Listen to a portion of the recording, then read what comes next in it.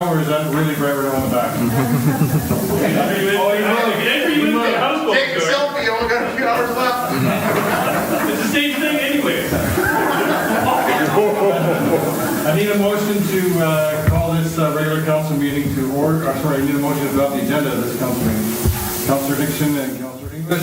There's a couple of minor changes before you. Is that we are moving 10A is going to be moved up to 5B into public and other hearings. And we are going to move the development cost charge 10E. We're going to move it up to 10A to accommodate all the people that are here in the gallery. So everybody's clear on that? 10A is moving up to 5B and 10E is moving to 10A. I need a motion to adopt the minutes of the regular council meeting June 26th. Councillor English and Councillor Brothers. All those in favor? Motion is carried. Is there any business arising for the regular council meeting of June 26th? So we're moving into item 5A, which is development services for 417 2nd Street East. And Mr. Ray, do you have a presentation for us? Worship.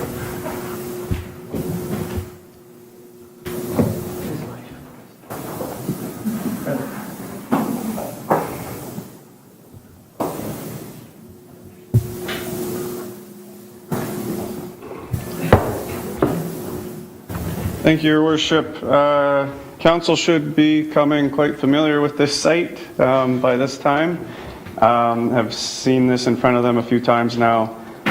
This is a public opportunity for public input on the variance for 417 2nd Street East. The proposed variances are to permit a narrow house on a 25-foot lot. The setback variances are 1.5 meters to 1.2 meters on the north side, 1.5 meters to 1 meter on the south side, and to reduce the minimum dwelling width from 6 meters to 5 meters. Council considered this development variance permit for issuance at the June 12th council meeting, where council tabled the motion to issue the permit and requested additional information from staff.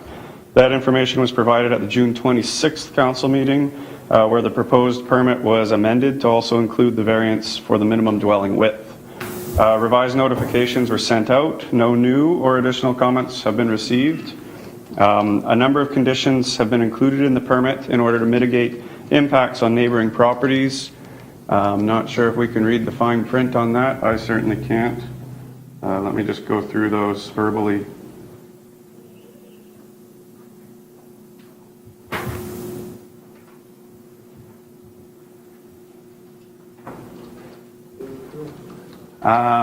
Some of the conditions of the permit include requiring the driveways and walkways to be heated in the winter to prevent snow and ice accumulation on this narrow lot. Snow stops to be employed on the roof of the proposed structure to prevent snow and ice accumulation from falling onto the surface of the property. Gutters and rain leaders collect the roof runoff tied into a collection and infiltration system to manage all runoff on site. Floor elevations to be as specified in the plan, so there's no change to what's been proposed. Property grading and stormwater to be managed on site. Siting, design and structures to be in accordance with the plans, and to provide 2 off-street parking stalls on the neighboring property at 415, which the applicant currently owns, because they're currently using the existing lot for parking on the neighboring lot. And those are the conditions proposed in the permit. Staff are supportive of the application. I'll be here for any questions. I can bring that motion forward. The development variance permit DDD 2018-02 be approved for issuance. Motion by Councillor, second by Councillor Nixon. Yes. I'm going to see if there's any comments or questions from council, and then I'm going to see if there's any interested parties in the audience that wishes to speak to this motion. So, council, have you got any comments or questions on this motion? Councillor Nixon. I'd just like to thank the staff for their patience at taking this process through. I know it's been a bit of a dance, but I think some lessons have been learned here.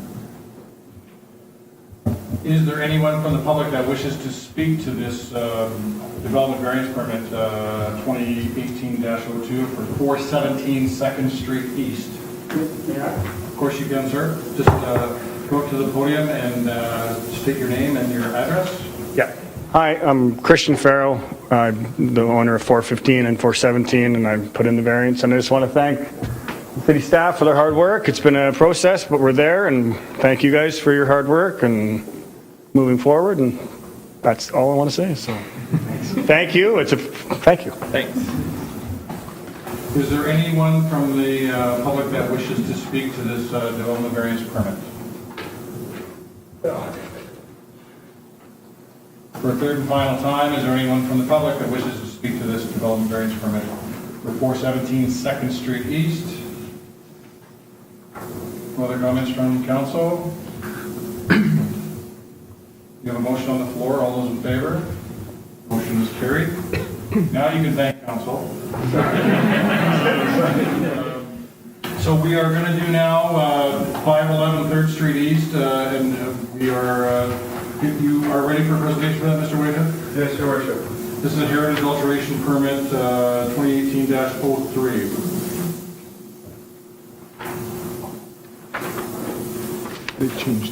Thank you, Your Worship. This is an opportunity for public comment on the city-initiated heritage alteration permit for the relocation and reconstruction of a single-car garage at 511 3rd Street East.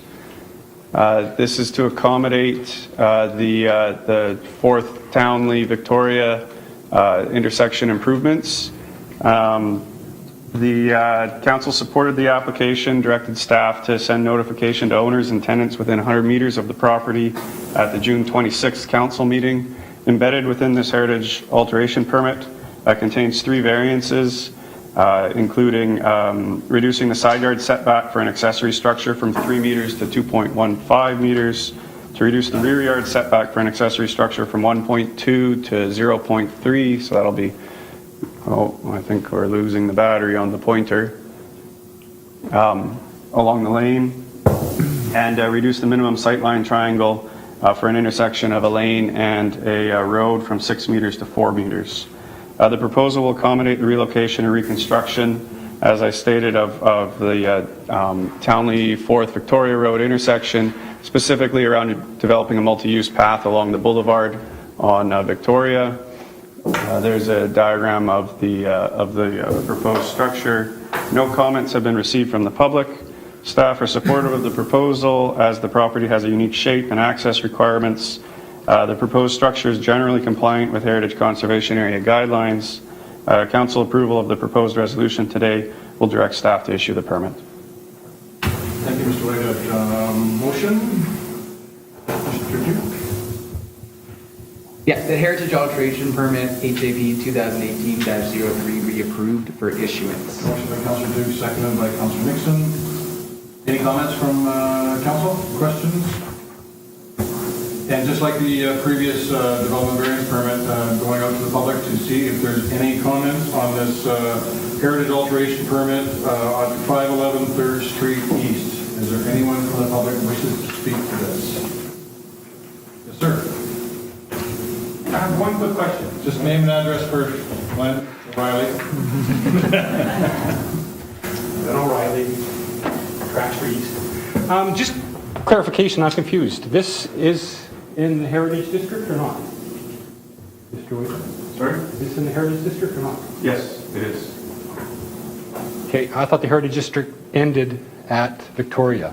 There's a funky little jag out for that particular street that juts out right to Victoria. Yeah, I was surprised by it. Thank you. We like those funky little jags. Is there any other comments from the public on this heritage alteration permit for 511 3rd Street East? And for a third and final time, any comments on this heritage alteration permit? Any other comments or questions from council? Motion is on the floor. All those in favor? Motion's carried. Thank you, Mr. Whitehead. So we are going to change up the order like I said at the start, and we are going to go right into the development cost charge in 10E. And we are going to be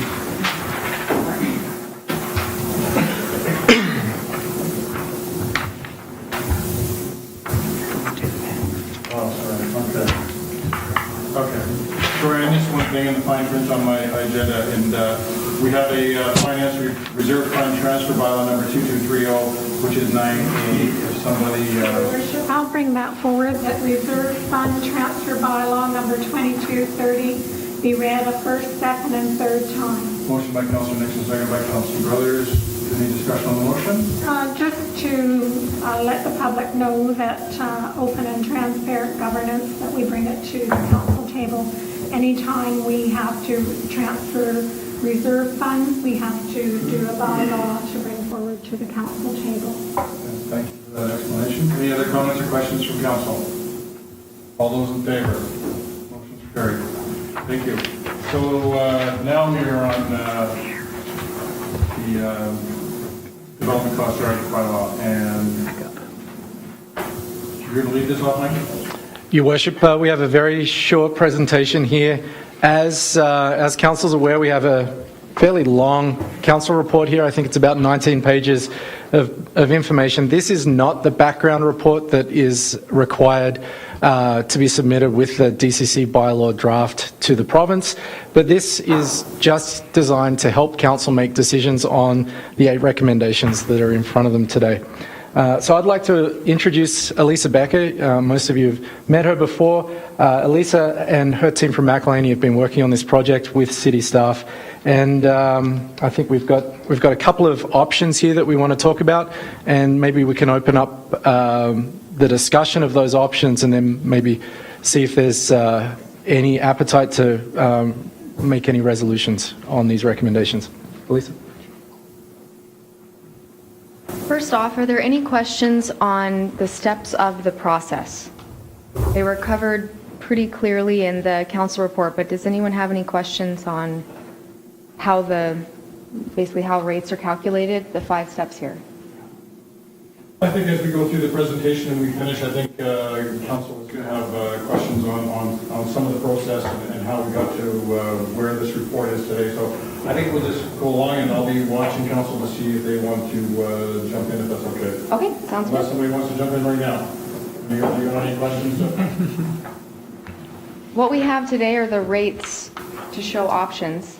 So if you want to have discussion on how each infrastructure category or type of land use is calculated, we can do that. But basically today we have up here the rates. Okay, so option 1, look at option 1 first. This is an overall view of what option 1, and from the council report, that is a municipal assist factor of 1% on water, 50% on parks, 1% on transportation, and 1% on sanitary. Now, most of the province, if you look at DCC bylaws, they're generally 1% municipal assist factor for the infrastructure categories. And in this case, we introduced 50 as an option. Again, council is the one that decides municipal assist factors. So 50% on parks, and that was a way to introduce a new infrastructure category. The current bylaw that the city has is water, transportation, and sanitary, but not parks. So that's the explanation of why there's a 50% shown in this case. If there's questions on how the projects were put together, about 15 or 20 city planning documents were reviewed. That's step 1 or 2 of the process. You go through transportation plan, your water plan, your parks plan, et cetera, and whichever ones are growth related, projects that are growth related identified in plans are input into this. Now there has to be some component, generally a large component that's growth related to make it to this list. The city has hundreds of millions of dollars of infrastructure that is needed that's not growth related. So this is just growth related. So that's how the overall projects are input for each category. Does that make sense? And then how do you get from there to the DCC recoverable, and then how do you get from there to the total cost of the city? There are a number of spreadsheets. They're provided, the actual columns and the titles and the calculations are provided by the province. So we use the words best practices a lot, and that's great. That's actually what the guide is called. But the best practices have the process steps you go through, but they also have the exact spreadsheets, the exact columns, like column 1, column 2, column 3, etc. And from your plans, you input data into those, and that's how you, with the municipal assist factor draft set at 151 and 1, that's how you end up with that total DCC recoverable. You do subtract grants that are approved. We do understand that the sanitary is a large infrastructure category when you look at this list. It's easy to identify at the 35 million. So we did ask the province if there was a way to anticipate a grant or assume that some grant funding would be approved, and their response was that unless it's actually been an approved grant, you don't know if you're going to get it or even how much. So what you do, if you do get a grant for any of these projects, you would do an amendment at that time. So that's why if you look at the sanitary, the whole cost is borne out here, where if you look at water, there was a $900,000 grant for the Ill Silhouette water crossing that reduced, and then also for transportation, you're aware the 4th Townley intersection, there was a grant for that as well. So with option 1, big picture, the total project cost is the same in option 1 and option 2, or additional options if you want to talk about that, no problem. So that 70 million stays the same. What changes is the DCC recoverable and the total cost to the city. And so that's where at the bottom there you'll see the 81 with this scenario, 81% of these projects would be developer funded, 14% would be taxpayer funded, and 5%, again, that's approved grants, would be option 1.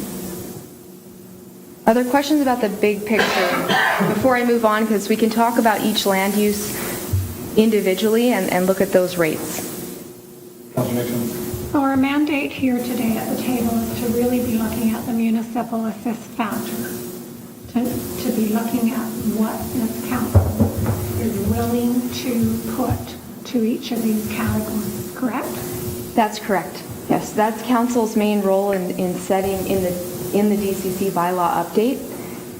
I mean, obviously we want feedback and comments and questions, but the main input at this stage, I'll talk about it in a few weeks from now, but at this stage is to set municipal assist factors, and then there's some other things you saw in the council report, some discounts and some potential with suites to make things affordable. That's the goal of setting these rates. Most often you wouldn't have options.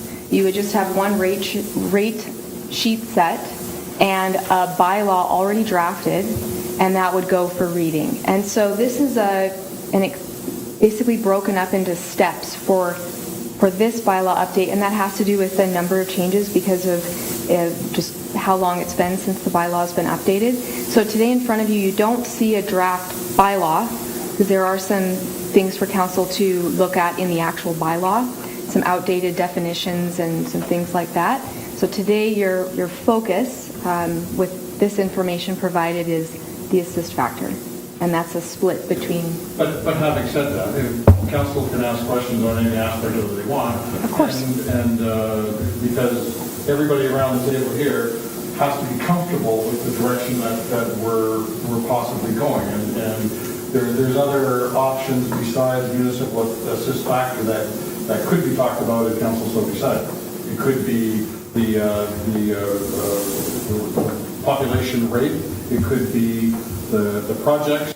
It could be phasing in over time the cost of the whole DCC, and it's trying to balance the amenities that the community is going to need for the future, but keeping in mind the cost of development in today's dollars, and that's the balancing act that council is being asked to look at. So we're being asked about municipal assist factor, but I just want to make sure that council is well aware that questions are available for the table. And maybe I can step in at this particular time, because everybody understands that I'm sort of a process person, and I have some difficulty with the process. I read through, you learn something every day at my age, and you learn a whole lot about DCCs when you start looking at it.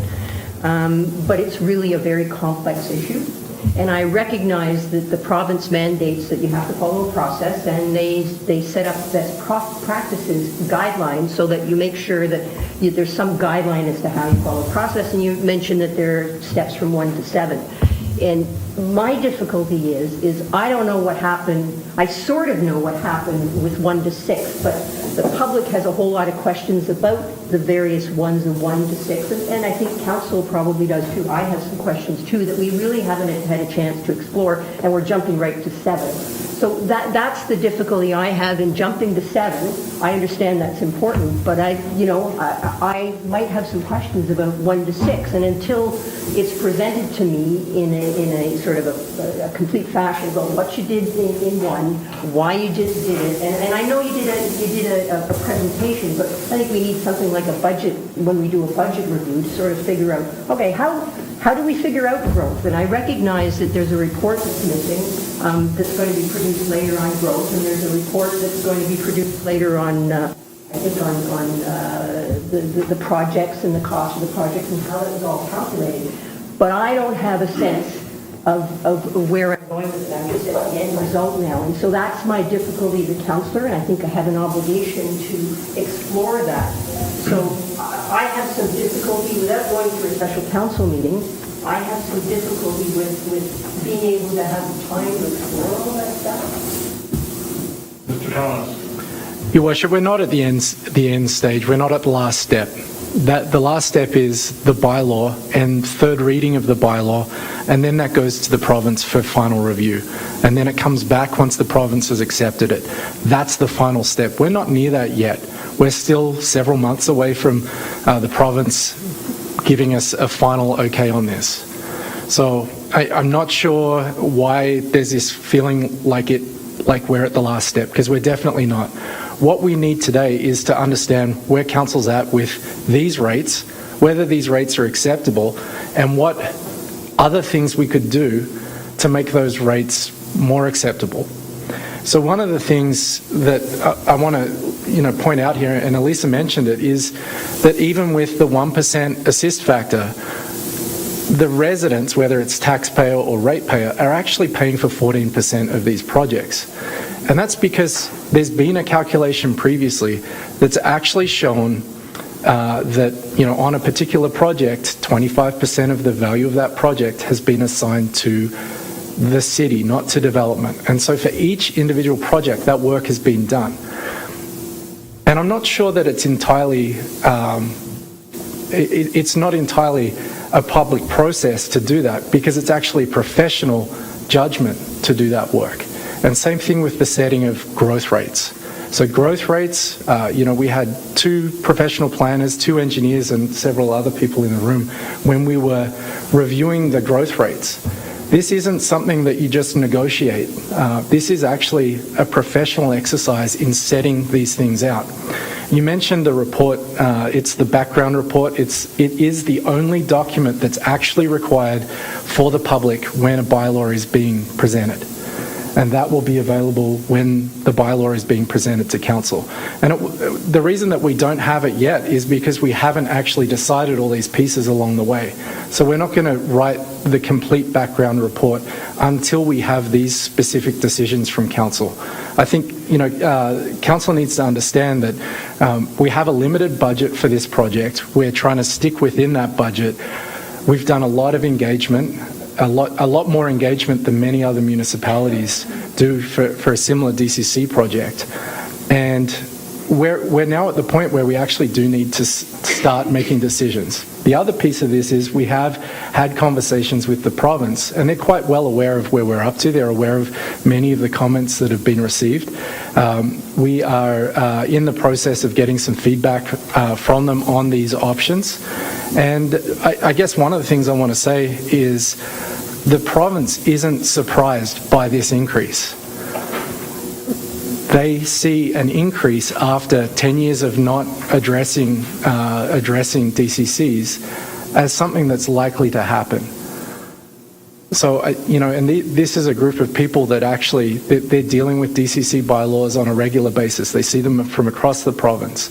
this, the comment from them was that this didn't come as a surprise to see rates that would be increased. We haven't got to the rates yet, but yeah. Just a follow-up question though, Mr. Thomas, and maybe it's because I don't understand the process, but I understand that you say, well, it's a professional, it's a professional thing, and we figure out what the numbers are, the growth and everything else. But is it not a decision of council? It's like any other thing that you bring forward. You bring forward a staff report and sometimes a professional report, but ultimately it comes back to council, and council says, yeah, I think that's okay. And at the same time, the public gets a chance to say, okay, well, what about this or what about that? We take those public questions and ask them of you. So that's a process that, and I know I'm a process person, and maybe a lot of other councillors are not, but I'm a process person. And so I need that comfort level, but maybe that's not the way it works, Well, I think I can just jump in here, and is that council around the table is the decision maker. And if there's parts of the process that we think should be done different or longer or better or worse, it doesn't matter. I guess personally, to go out with the numbers from the first go-round, I think is pointless because you're going to get the same comments. I would rather see us around the table get some closer to what we think is acceptable to all of the community, and that's the developing community and the, I hate to use the word established community, but the people that are already here that have paid for it, that are in their existing homes, not development.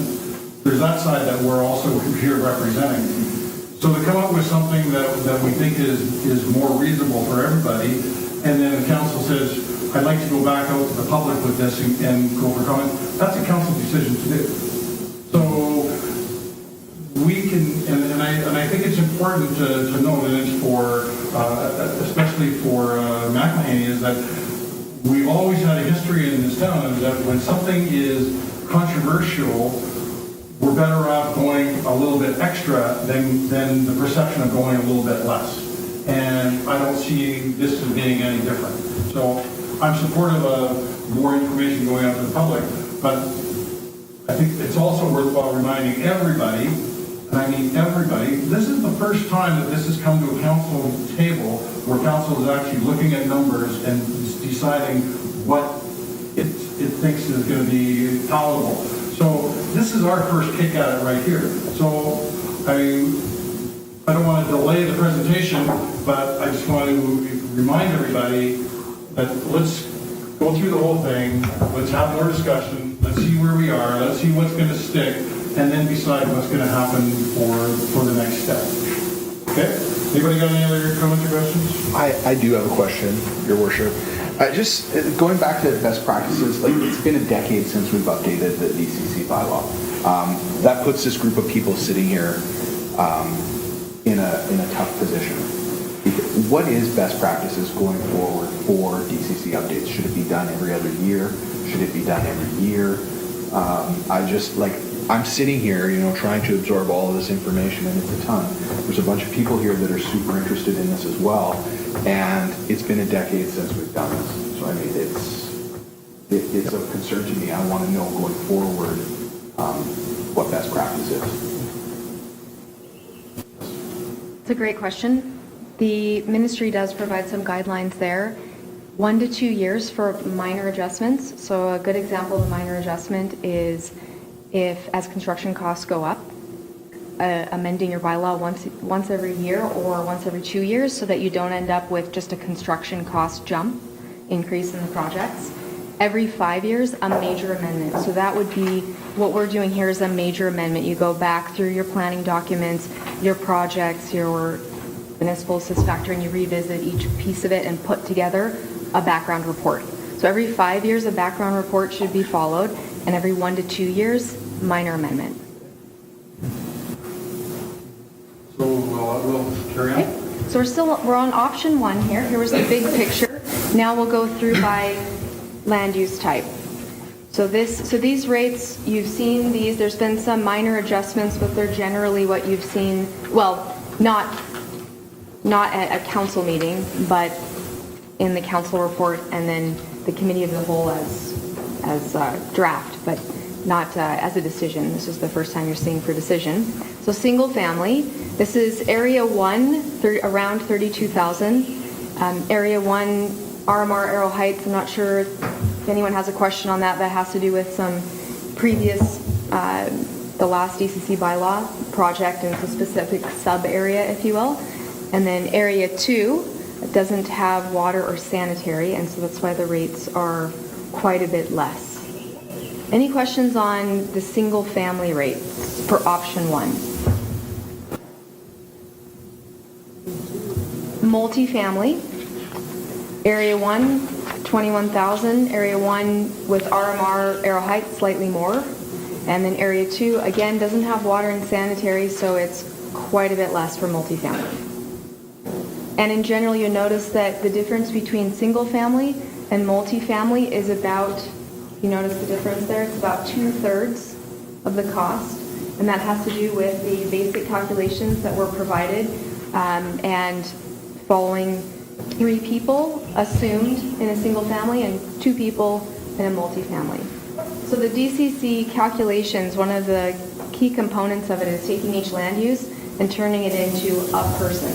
And it's a person driving a car, it's a person flushing a toilet, a person using water, and a person using parks. So that's how that works. Industrial. For area 1, the rates are, you'll notice they're quite a bit higher than the current bylaw, and that has to do, again, with area 1 having very little growth in industrial that is projected. Most of the growth is in area 2, and when you do the calculation, and plus most of the growth-related projects are in area 1, so that's where your sanitary treatment plant is. That's where a lot of your water is. So that's why the rate's a lot higher in area 1 than area 2 as shown. And the same goes with commercial. Very similar idea why area 1 is a lot larger than area 2. It's because that's where the bulk of the projects are. And then institutional is based on, at this point, 1 project. And so there's not a lot of growth in institutional shown. So, Councilor Brother. Just a question, can we go back to commercial? And I know it's done on gross floor space. Maybe one of the councilors can help out on this, but $216 per square meter doesn't do a whole lot for me in terms of understanding what that means to a person who owns a building. Is there anybody who can give me some kind of an idea? $21 a square foot. What is it? I mean, just like something on Mackenzie or something. What would So for every 1,000 square foot store that's going in, it's $21,000 per 1,000 square foot store for DCCs.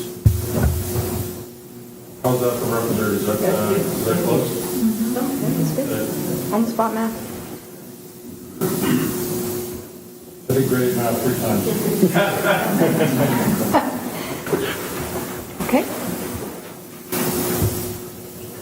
I think option 2, from the feedback that we've received to date, seems to have a lot more traction than option 1, with keeping in mind more of the traction would be related to the development community, which makes sense because in this case, less is development funded and more would be taxpayer funded, as you saw in your council report. So in this case, the only change between option 1 and option 2 is that a 50% assist factor has been replaced the 1% for sanitary. And I'll talk about a few reasons why we don't have option 3, 4, 5, 6, and so on, why we didn't do an assist factor splitting up water and sanity and transportation. A couple of reasons. Sanitary is where the bulk of the project cost is at, so you can make your biggest change by having an assist factor there. It means only 1 assist factor would then be adjusted in the future. If you did want to come down to the 1% eventually, like many municipalities in British Columbia have. Also, to offset the cost of that 50% sanitary assist, you would be mainly working with one of the rate groups, the sanitary rate payers, instead of multiples. although these do involve some type of increase to the ratepayers or taxpayers, but more sanitary. Your water rates right now are higher and your sanitary rates are lower. So by, again, adjusting sanitary, you bring the sanitary up to where the water is. You saw that in the council report. That's another reason. Another reason is because you have one large project in there. We have one large one, sanitary treatment plant. That one it will be, grant funding will be applied for it. Can't say if it'll be approved, but if you were going to get grant funding for a project, you'd probably get your most bang for the buck out of that. So again, making an adjustment in just one infrastructure category makes sense. That's why we showed this as an option too. The other thing that's unique about sanitary is it's probably the smallest group of users out of all of the categories. So sanitary, it obviously doesn't apply in the Big Eddy, doesn't apply West Side Road, parts of Columbia Park it doesn't apply, parts of Arrow Heights it doesn't apply. So in terms of number of users, whether that's commercial, industrial or residential, it is the smallest group of people that we would be collecting either the DCC recoverable from or for the part that's the total cost to the city. Not quite accurate, it's not the cost to the city, it's the cost to the sewer function. So we treat the sewer and water utilities as separate utilities, separate accounts. So when you see $19.2 million to the city, that's actually $19.2 million to the sewer utility, not to the city general revenue. So that wouldn't be collected from taxpayers in the Big Eddy or people who are not currently on sanitary sewer. It only would be applied to people who are either currently on sanitary sewer or people who in the future might connect to sanitary sewer while this is still being paid for if we were to, say, wait a number of years or project, or alternatively we borrowed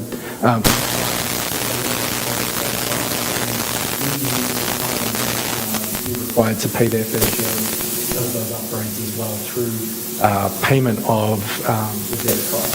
So these are things that when we look at the sanitary and we see, it's $25 million total cost to the city with $19 million. That 19 is being carried by the smallest user group in the city, and I think that's an important part of what you see up there today.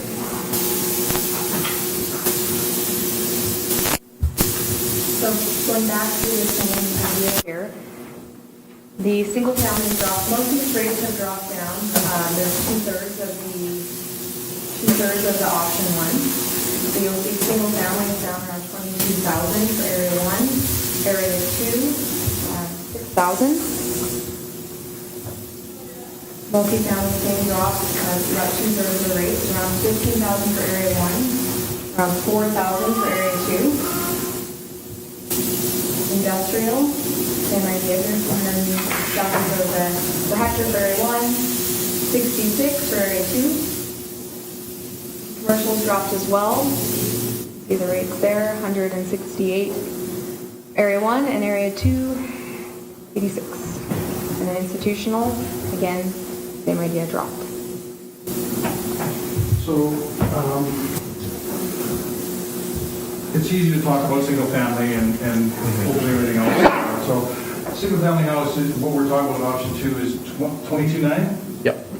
So, I guess $9,800 for Sanitary.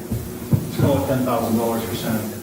So, the question that I have is that trying to again balance the needs of the cost of development, because everybody is concerned about affordability and things like that. But one of the things that I've been thinking about the last few days is that why can't we take that $10,000 fee and phase it in, start at 50%, and then increasing it 10% a year or 5% a year, and that's both for existing taxpayers and for new development. So that would bring down the $22,900, would bring it down to, call it $18,000 as a start, and then run that for a few years. A couple of things. One is that it will give us time to do a liquid waste management plan to find out exactly what we need, where it's going to be, and the exact cost. The other thing is that when the liquid waste management plan is done, we're going to be shopping it around at every opportunity for, and I think we've actually already started that, we've even before it's done, looking for grants to pay for it. So is that a possibility, is it an option to be, that council could be looking at? It's definitely something that we would be happy to take to the province and ask if they'd be happy with it. I'm pretty sure I've seen it in other municipalities where this is phased in. They do it with changing over from regional district tax to a local government tax for boundary expansions. I can certainly see the appeal of increasing it a smaller amount and then phasing in the increase over time, and that's certainly an option we can look at. And if we were to get a resolution on something like that, we can definitely bring that forward and what those what the impacts of that would look like into the future. Councilor Duke. The chair, do it. That idea is fantastic because our problem here is we're sitting in the sanitary. And it's the big question mark. So, okay, do we have to do this depending on the size of our population growth? When do we have to do it? Are we likely to get grants funding for this, which probably we will, but it can't be factored in under their policies here. So what we're doing is we're basically sending this shock wave out into the ether saying, hey, we're going to increase our DCCs by a ridiculous amount in the event that this is what it's going to cost to put the sewer in. So I think that is a good solution that's been presented by the mayor, and if other communities have done it, then there's probably a roadmap to follow them on. I've had 4 years of really good ideas, and we just haven't listened to them all. I've had millions of good ideas. Mark, I listened to them all. Anyway, I like that's something we should think about. Any other, Can we go back to industrial as well? When I see that industrial number, it scares me as well. 312, and it's per hectare. I mean, how does that relate to other municipalities? $312,000 to me, if you're going to put up, say, a garage or a car wash or something like that, that's almost as much as the cost of the car wash. That's what I worry about. Yeah, so a car wash is not a hectare of development, and I think that's important. This is per hectare of development, and it's not if you have a 5-hectare site that you'll be charged DCCs on the whole site. It's on the developed portion of the site, and we've been very careful in calculations.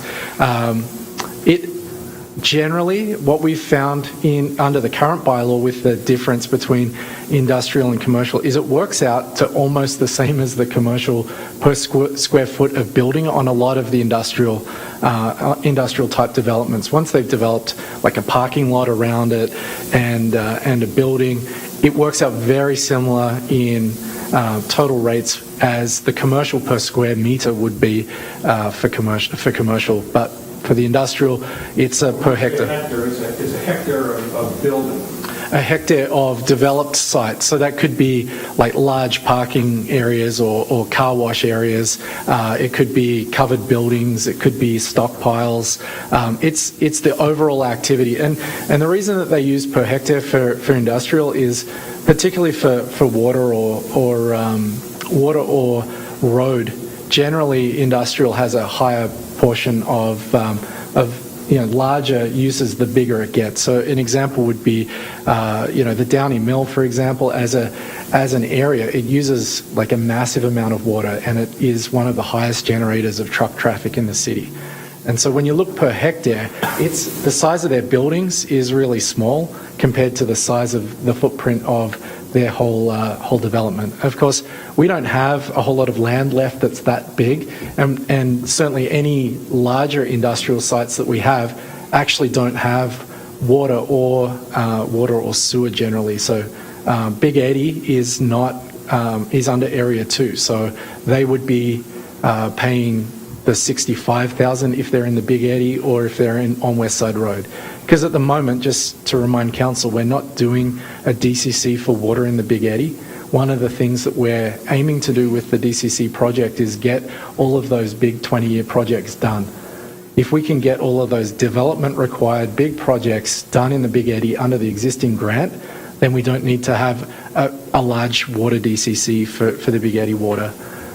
One of the last things that we need to do to get, I think it's the final third of our grant payment for the Big Eddy project, is we actually need to do an asset management plan for the Big Eddy water system, and that might point out one or two smaller projects that would be development related that we might need to add on to DCCs the next time round. But it's certainly not something that's like totally knocking at our door like the sanitary work is for the sewer treatment plant for the sewer So users. listen, do you know off the top of your head what your spreadsheets are predicting how much industrial revenue is going to come in over through this DCC? I don't know off the top of my head industrial, but I do know that if you take the calculations, just zoom back and you look at the growth by land use area and you multiply it by the total rates over 20 years, the idea is you collect whatever the BCC recoverable was called 55 million, depending on which assist factor you go. That's the idea is you collect the full amount with the development that's projected. From all the So industrial has a piece of the pie, but yeah, it's from all land uses combined. Can I just clarify so I get it through my head? So what you're saying, Mike, is that although the building may not be 1 hectare, but the land use surrounds. So let's say I want to build a garage that fits some cars or whatever, and I have a hectare of land, but my building is really, it doesn't take up the whole land, but I park cars and I do everything else on the rest of the land. Am I going to have to pay $312,000? Yeah, yes. Yeah, for It wouldn't be a hectare, Your Worship. yeah. 1 hectare, for argument's sake, 1 hectare is 2.5 acres. Right. So, That's pretty big. yeah, something of that size would be more of a half acre, even, Actual development. development even smaller than that. And so it would be a quarter of that or 50% of that? So an example would be, and this was one where we weren't sure whether it would be industrial or commercial, and we actually did those calculations back at that point. But say the Begbie Brewing property up on Oak Drive, and so he's got quite a large parcel there that most of it is still forest, and so that doesn't come into the calculation at all. The area that's not being developed, and so it's only the areas immediately around the building that have got parking lots and loading zones and the building itself. I'm not sure if we ended up using the industrial or the commercial, but I remember them being very similar in order of magnitude. They're about the same using the two methods of calculation based on. Obviously a developer could choose to pave the whole site, which, if you didn't need to, why would you do it? But generally what we find is that incremental development, most parcels of land are bigger than, particularly for industrial, than the actual industrial activities that are going on those properties. So with this work that we're doing today, we can write into the bylaw a grace period about when it would start. Yeah, so that is another option that we can look at here, and one of the things that council can decide is whether the bylaw would come into effect immediately. So upon final reading of the bylaw, it could come into effect immediately.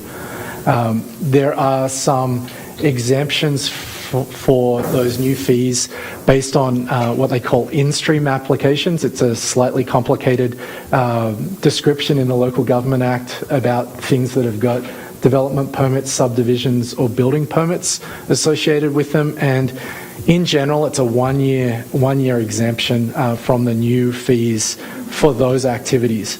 The other option that council has is to set in the bylaw to bring a date that the bylaw is in effect from. And so, for example, council could choose January 1st, 2019 as the date that this new bylaw comes into effect. So that would be an example of a grace period that council could certainly look at. An in-stream application would start January 1st, and they would have 1 year from that date. That's right. So anyone who had an application in And as I said, it's a little complicated, so if anyone did have any questions about that, they should probably talk to the Development Services Department to make sure that their application would count as an in-stream application, because it is a little bit complicated. However, you're right, those, assuming you had an application that was considered under the Local Government Act as an in-stream application, you are exempt for a full year, assuming you get a building permit in that time. I think, is that, or is it? 1 year. Or is it complete construction? 1 year. I know. I'm not touching it either. Your worship, I could provide a bit of clarity on that. The 1 year exemption is your building permit needs to be approved within that 1 year. Now, I recognize there'll be a bit of a rush on the department for that, and that's something we need to be considering as far as resourcing goes to ensure that we're able to meet a reasonable turnaround on that. So the 1 year exemption is to get your building permit approved. So there's a number of different scenarios, and we're working through the details on that and what court precedence has placed for these types of applications. Each one, whether it's a development permit or a subdivision or a building permit, is handled slightly differently. But essentially, if your permit is approved or submitted prior to the date the bylaw comes into effect, the stipulation is that you need to get your building permit that's related to that issued within 1 year. So the question that I have then is that, is this a provincial government, or I would rather be erring on the side of caution whenever we do anything. Say, you know what, let's make it 2 years. And that way, everybody is more than covered, and we're not going to have these one-off problems. Or can council make that decision? No, that's embedded in the Local Government Act, the 1 year. That's not. Your worship, that's issuance of the building permit. So that's all it is. Once you've got your building permit issued, your building permit is valid for 2 years. So then you have the 2 years to construct. And so your DCCs have then been paid on that property. Well, and I guess I'm concerned that, we normally in any other time it wouldn't be a tight time frame, but I'm not going to say that right now. And like I said at the start, is that I would rather be erring on the side of caution. If that means that the start date is added 6 more months, I don't really care, because I would rather give more grace period than less grace period, especially when we're talking about some of the changes that we're talking about. So, and council has that option of, Yes. you know what, let's make it July 1st or June 1st, and then it's 1 year from that date, isn't it? I would feel more comfortable and give people more opportunity and more time to do what they have to do to beat the rush. Yes. Anyways, Alicia, I think we should still carry on with, how was your presentation coming? Pretty much through it. You're getting So there. So you've got your option 2, and that's for assist factor. And of course, you have your additional options in the council report with keeping suites the same rate if you'd like, not making them the multifamily. And a comment on the question on, if there is a question on why would suites be a multifamily, it's just based on an assumed 2 people. So like we talked about, single family is an assumed 3, multifamily is an assumed 2, suites being assumed 2. So let's say you chose option 2. Let's say you were going to raise the suites to capture the 2% impact. That would be for area 1, just around 15,000, and area 2, 4,000. So another option there for suites affordability would be, instead of raising the suites to 15,000, you could leave the suites at 41,46 or 2,600-ish without banning.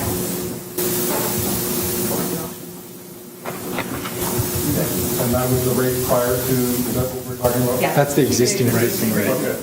And I will say that we talk a lot about best practices. These things we're talking about aren't necessarily listed. One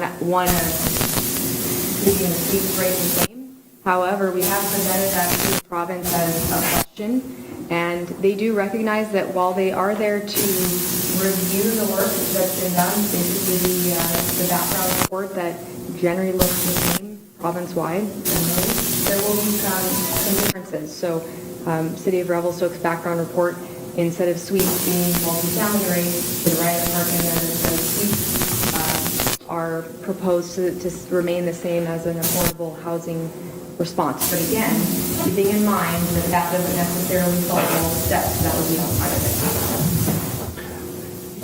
The suites option, keeping it at the existing rate, this fell out of the feedback that we received looking at affordability. And one of the things that we recognized is that secondary suites, or what we've done in here is we've broadened it out to be other suites, so that if in the future council were considering a bylaw that allowed for whether they're carriage suites or garden suites or whatever you want to call them, that these suites, which are definitely a key part of the affordable housing umbrella, are something that this could be a way that council could somewhat incentivize these things being done legally, properly, rather than if we did raise it to the multifamily level. That's an extra $10,000 that for that additional option of housing another 2 people or thereabouts in a home. I think this is a good option for addressing part of that affordability problem. Thanks, Your Worship. I have several questions that I want to answer, but when we talk about a single-family home, and let's say we came up with a dollar figure, and then we did the suites, and we came up with a dollar figure, and all along, McElhaney has come up and said we need $700 million or whatever to get all our stuff done. And we don't achieve that fact. We don't get that. And then we go to build this stuff, and we're $50 million short. Then what? That's why the best practice is a great question, and really why the bylaw update that we're talking about today is such a drastic change from 2008 is because those recommended 1 to 2 year updates look at the costs, the projects that have been completed, grants, etc., and then the 5 years update. And so that's your chance to adjust numbers and make sure you're on track. So you should be doing that every 1 to 2 years. But the other option is that you need a sewage treatment plant faster than you think that you do. Then what you end up doing is you end up boring it. You still collect development cost charges. You still have your municipal assist factor, and that's how it gets paid. So just because the project gets built doesn't necessarily mean that the development cost charges fall off. It all depends on how it's paid for. If we were to get a whole bunch of money for grants and it was paid off, then council of the day would look at it, they would do an adjustment to the development cost charge bylaw, and that project would drop off. Thanks. Good. And I appreciate that information because that's important information. So now when I look at it, and so I have a son who's lives in Vernon, he's in real estate. So I asked him what the average rate was there. And he said around $21,000 for a single family home. Are you still building? Yeah, we're building. Are you selling houses? Absolutely, we're selling houses. Okay, that's fine. We didn't get into suites and that sort of thing. But if we wanted to have densification here in Revelstoke, then we want to be able to allow people to build suites that are affordable. Is there some way that we can give density bonuses for those people who are going to do long-term rental suites in their house? It's not going to go to the vacation rental stuff, and now we've got 2 families living in that home. I'm asking those questions because that's what the public's asking. And then we talk about affordability. And we talk about affordable housing. So there are ways to get affordable housing within what we've got now if putting a suite in our house is reasonable.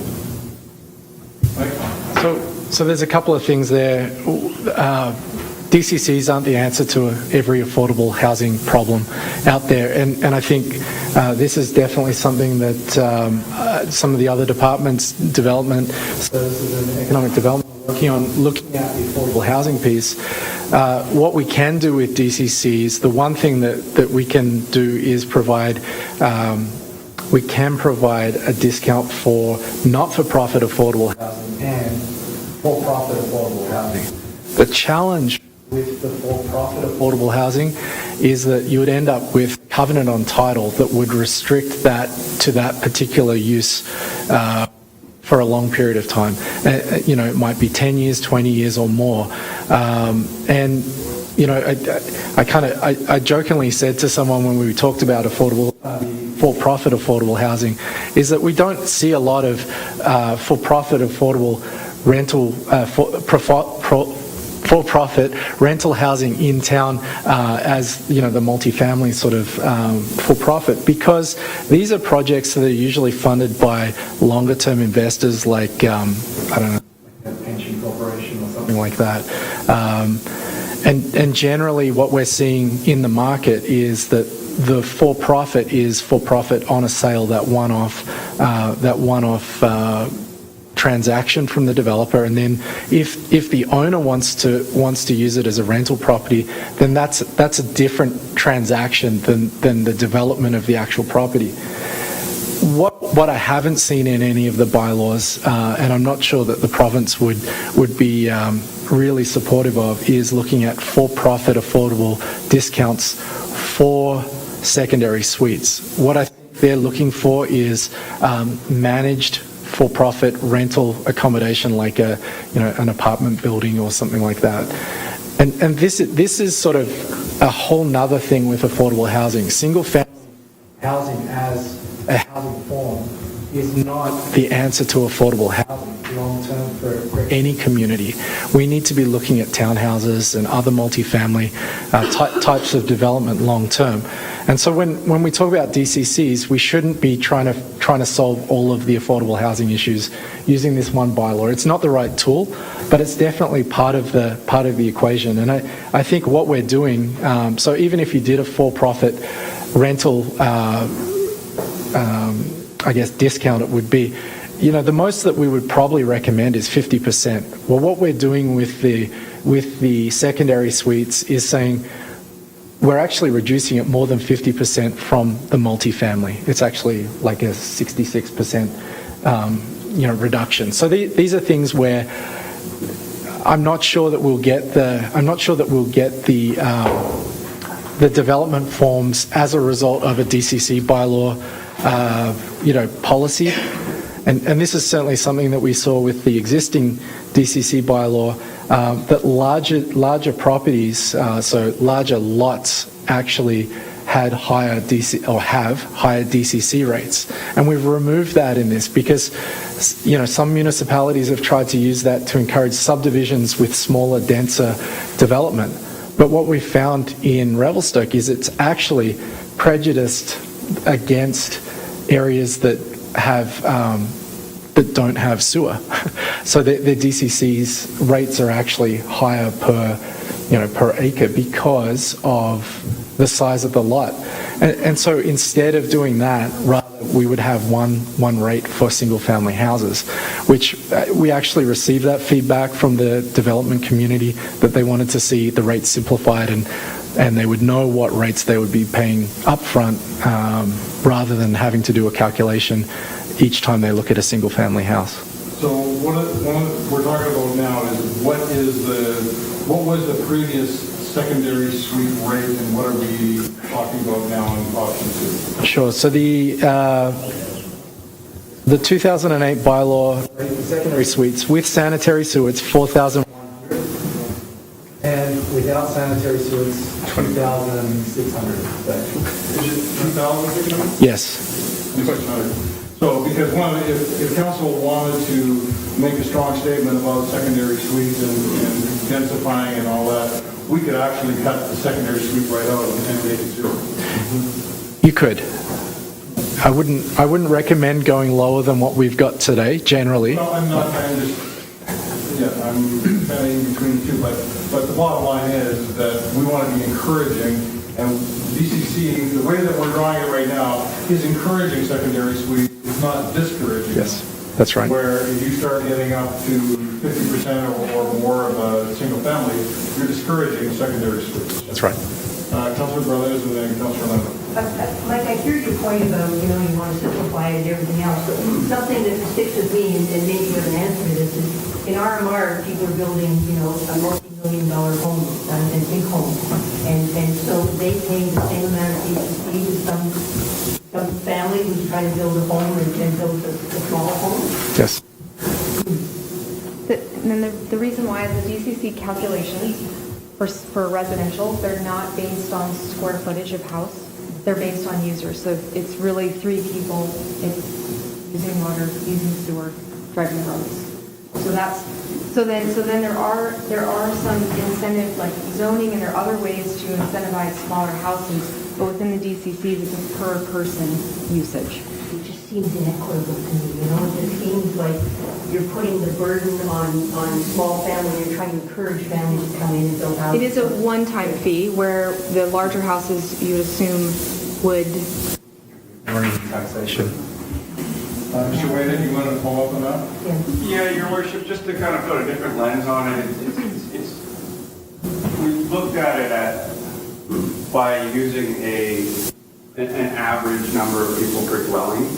And from my experience, whether you're in a large multi-million-dollar home or you're in a smaller home, the averages do average out how many people are long-term in those homes. And it averages out to be about 3 people, which is a little higher than the provincial average. Councillor Lambert. Thank you, council and staff, for an interesting discussion so far. I did want to jump in on some of the topic at hand, but first of all, again, thanks to everyone who sent in many, many letters to council. I had a chance to read almost all of them, I think. I did not respond to all of them. There were too many. I did have a vacation, and everyone who's come to the meeting today, there's obviously a lot of public interest in this. When we're looking at, getting into pretty, granular details or important details about things such as, are you going to have different payment schedules for a larger lot, a smaller lot, what size house you're building? Like those provisions are in our existing bylaw. We have that in there right now, so it's done on a square foot basis.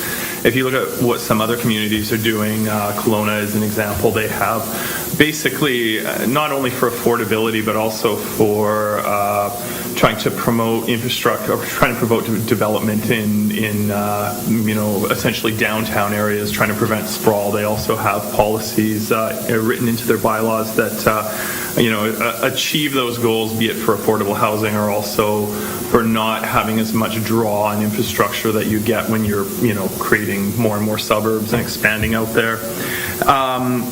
I was interested in what Mr. Thomas had to say about there being a penalizing effect with those. So obviously, people who think more about these things than I do have a lot of would have some insight into this. And I guess what I'm hoping as a result of one of the things that's going to follow after this discussion today is that we go through quite a few processes like this, and sometimes there can be very little interest. Obviously, this one's different. There's a lot of interest. There's a lot of community conversation, and obviously the people most impacted by this, meaning the people who are going to pay the bill for these, have a lot of interest. But I've also seen a lot of interest from the community.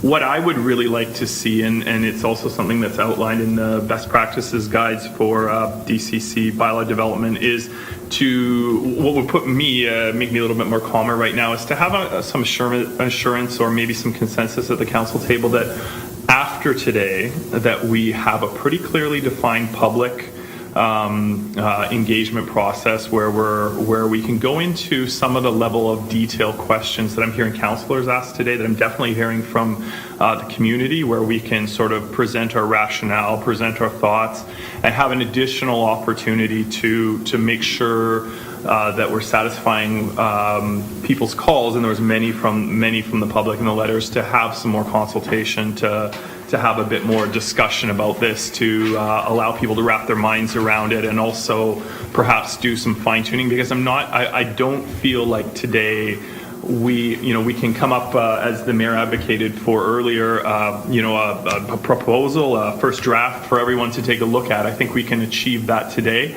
but I really think some of the deeper considerations that require a lot more study will come out after we have a more tangible, not just a baseline document, but a more tangible direction, and we can hear a little bit more because,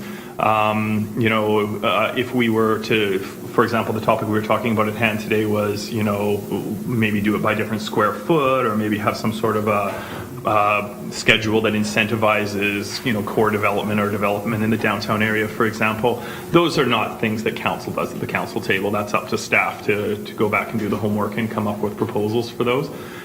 So if we can give that general direction today, but also be assured that the public has another opportunity to come down, take a look at everything, and give additional feedback to council the second time. One of my feelings in listening to all the input is, people are calling for more time, and I think that's fair. I don't really see a big downside to taking a little bit more time. I understand there'll be incremental costs for the consultant to spend some more time on this, but on a question that has a lot of implications for the future of the community and development, I think that's a fair cost to bear. Councillor Nixon. Your worship, council needs a first draft of a bylaw to consider and to bring forward for first reading and then to take it out to the public. So I think we've got some motions in front of us to work through. And I'm going to come to those when we're sure that we're through the presentation. And if anybody else has any other questions after the presentation is over. Ms. Rico, you would like to say something?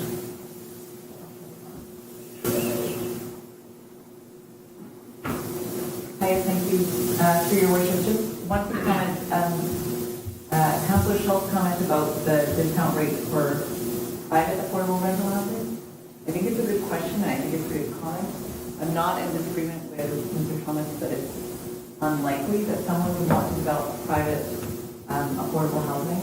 But that being said, if there is an opportunity to take advantage of that, and we have an altruistic developer who wants to go forward with that, I think it's a good idea to have something like that in place. Because we do have a lot of developers in our community who do care a lot about the community, and they might look at something like that. But if it's not there, it will never happen. And how do we define affordable housing for private sector? Well, that's the part that I would have, I see a lot of people that come with really good intentions about how affordability, and that doesn't always pan out. So I would like to see how that can be defined. I think, I'm not against the idea, I'm just the devil in the detail on that one thing.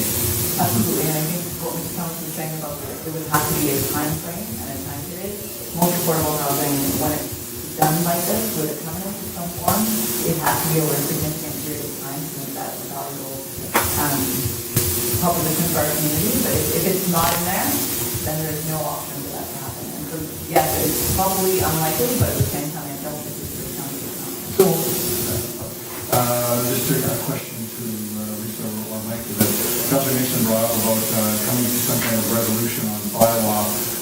I'm kind of thinking, is that farther than what we need? I think it's just coming up with some recommendations to go back out to the public with, to then form a bylaw.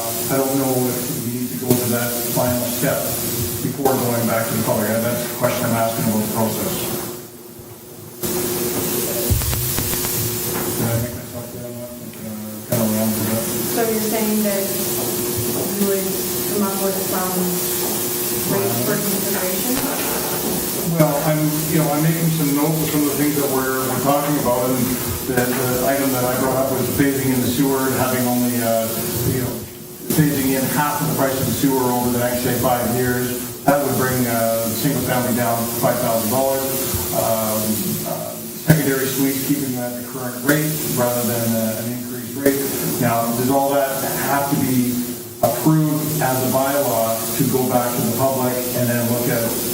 I'm just trying to find out the program. This would be outside of is fine, you want this engagement. When you say go outside for engagement, are you saying that you would want a citywide communication of how it would affect each individual ratepayer and taxpayer? Well, I guess what it is adding an option 3 that would be based on the discussions that we're having today and having an opportunity for, especially the development community, who seems to be the most excited, and I don't blame them, giving an opportunity for them to look at it, but I don't want to go outside for more comments with option 1, because we'll get the same comments coming in. We need to make changes, look at it, and then see what kind of a reaction that we're going to be getting, and then it becomes a bylaw. Or do we do the bylaw first and then go back out and then look at changes again? I don't know. I'm asking the question. That's a good question. We could, from the conversation today and understanding the phase-in like you've discussed, starting with the 50% reduction on sanitary, we would want to have some communication with the province so that we're not unnecessarily going in a direction that they couldn't support. But assuming they support what we discussed today, we could draft the bylaw and the phase-in rates and then put that forth for either council to look at first or what we discussed today, and then send it out through the stakeholder engagement email and ask for comments back. That's a way to do it. Well, I think it's going to be the level of comfort that council is going to have around the table to decide what level of engagement that they think is appropriate. And I'm not going to guess what everybody's opinion is, but I'm sure that as we move through a little bit more, we'll get that. But I'm just trying to herd cats and figure out where We could take the discussion today, come up with what's called an option 3 and a bylaw draft, because there are some other items in there to consider, and either put that forth to council to look at, but you might not want to if you're looking for that engagement. Go back out to engagement first and then bring that forward again. So we have committed a hold on Thursday. Is that soon enough to get this information back to council, look at it, say, okay, when we feel more comfortable, let's put this out to the public now for comments, and it'll be to what degree of consultation that council is going to decide with the public. I'm not sure what level that is going to be, but I think that as we get closer to what is going to be palatable to the greater community, I think that the level of concern is going to drop significantly, because people are going to see changes. Everybody's excited because it's $32,000, and I can understand that. But we're talking right now, if council is agreeable, that we're talking significantly less than that. So let's just carry on, and we'll just see how this thing ends up. Councillor Brothers, and I think Councillor Sauls, and Councillor Duke. Your Worship, I agree with you. I think before we go out and ask the public for some more information, I think we need something solid for them to look at and say, okay, I still have some problems here, I still have some problems there. What I'm concerned about is then, what is the process? One of the things that frustrated me with the report and all of the comments from the public and everything else is that, okay, we've got all of these comments and questions and everything else, but how do we deal with them? You know, how do we answer them? How do we respond to them? We don't seem to have a process for that. But if we can have something, let me just finish. If we can have something that we go to the public with and figure out what that something is on Thursday, then I think when we have a committee of the whole, then I think that's a good way to go. But I just want to say is that where we are with option 2 is a result of the process that we've gone to today, and comments from council, comments from the public, and stakeholders. So what we're doing now is, what I'm suggesting is revise it, go back out with comments, and then look and see where we are, and those comments are going to come in, and there will be questions like, what about this, and this, and there's opportunities for consultant and for staff to be looking at that. So that's how we got to where we are today, and I think that we're getting a heck of a lot closer, and find out after the next go-round of funding. And then, Councilor Swoll, and then Councilor Duke, and then Your Worship, all of you got my email yesterday dealing with this sort of thing and asking basically that we defer and then come up with a plan and then go out to the public. And instead, we're coming up with some ideas now, which I think is great. Let's come up with the ideas, figures down, and understand. Let's engage the public because we need buy-in from the community, not just the development community, but the community as a whole. Basically say, this is how it is. And then get their feedback. And if we need to adjust a few things or whatever, and then at that point, we can put it to bed. We can basically say, hey, we've done what we need to do. That's how I'm feeling about this thing. Some of you else have other comments. If we come up with some figures now that is palatable, we can basically engage again on Thursday and then talk about how we go through the public. Now, Councilor Nixon has pointed out, good practices guide, begin go to first reading, then go into the public. That's where it's at. So whether we go that route or not is immaterial to me at this point, but I actually want to see some figures that we can engage the public in that we're comfortable with as palatable, and then we can go from there. Councilor Duke. Yeah, thanks, Your Worship. I agree with Mark, and I also just like to reiterate that this is the process. This is how it works. It isn't like it's not working how it's supposed to work. The machine moves along, we get more information, we change things as we go. It's brought to council at these meetings. These meetings only happen twice a month kind of thing, and we get the data and we look at it and we go, ugh, and then we kind of move it along. So I'm at the point where some of these things I'm not really comfortable with because they don't have enough information. And so I think it's good to the rest of the council, you guys, staff, some feedback and say, where am I uncomfortable on this? What more information do we need? I think we've got really good ideas to come out of it, this meeting so far. I think having an option 3 and an option 4 with 2 options is very limiting when there's so many moving pieces. Right? And we're just getting that data mined through right now. So just feedback for staff and for council to know where I'm here. I think that having stuff just at 1%, we can maybe see what it's like at 2%. And then that gives us another option as far as the municipal assist factors. Doesn't mean we're going to do that, just means that it's going to be an option that we can look at. Then as far as the shifting that Mark McKee said, as far as we have, moving that sanitary over the course of, the 10 years, that obviously seems to make sense. And I think we see an option where we look at that. And that's that. Everything else I'm actually okay with. Having what else is in here? The DC rates for suites remain the exact, that's fine. The affordable rental housing, that's fine. Most of these I'm okay with. It's just having a couple more options. And then when you do come back, if we could have a chart that just shows us all the data on one page, and this is coming from my personality type that just likes to see it in one block, but it would show where we're currently at with our DCCs for all of the different sectors. We have our industrial, we have our residential, we have our multiple dwellings. So here it is today.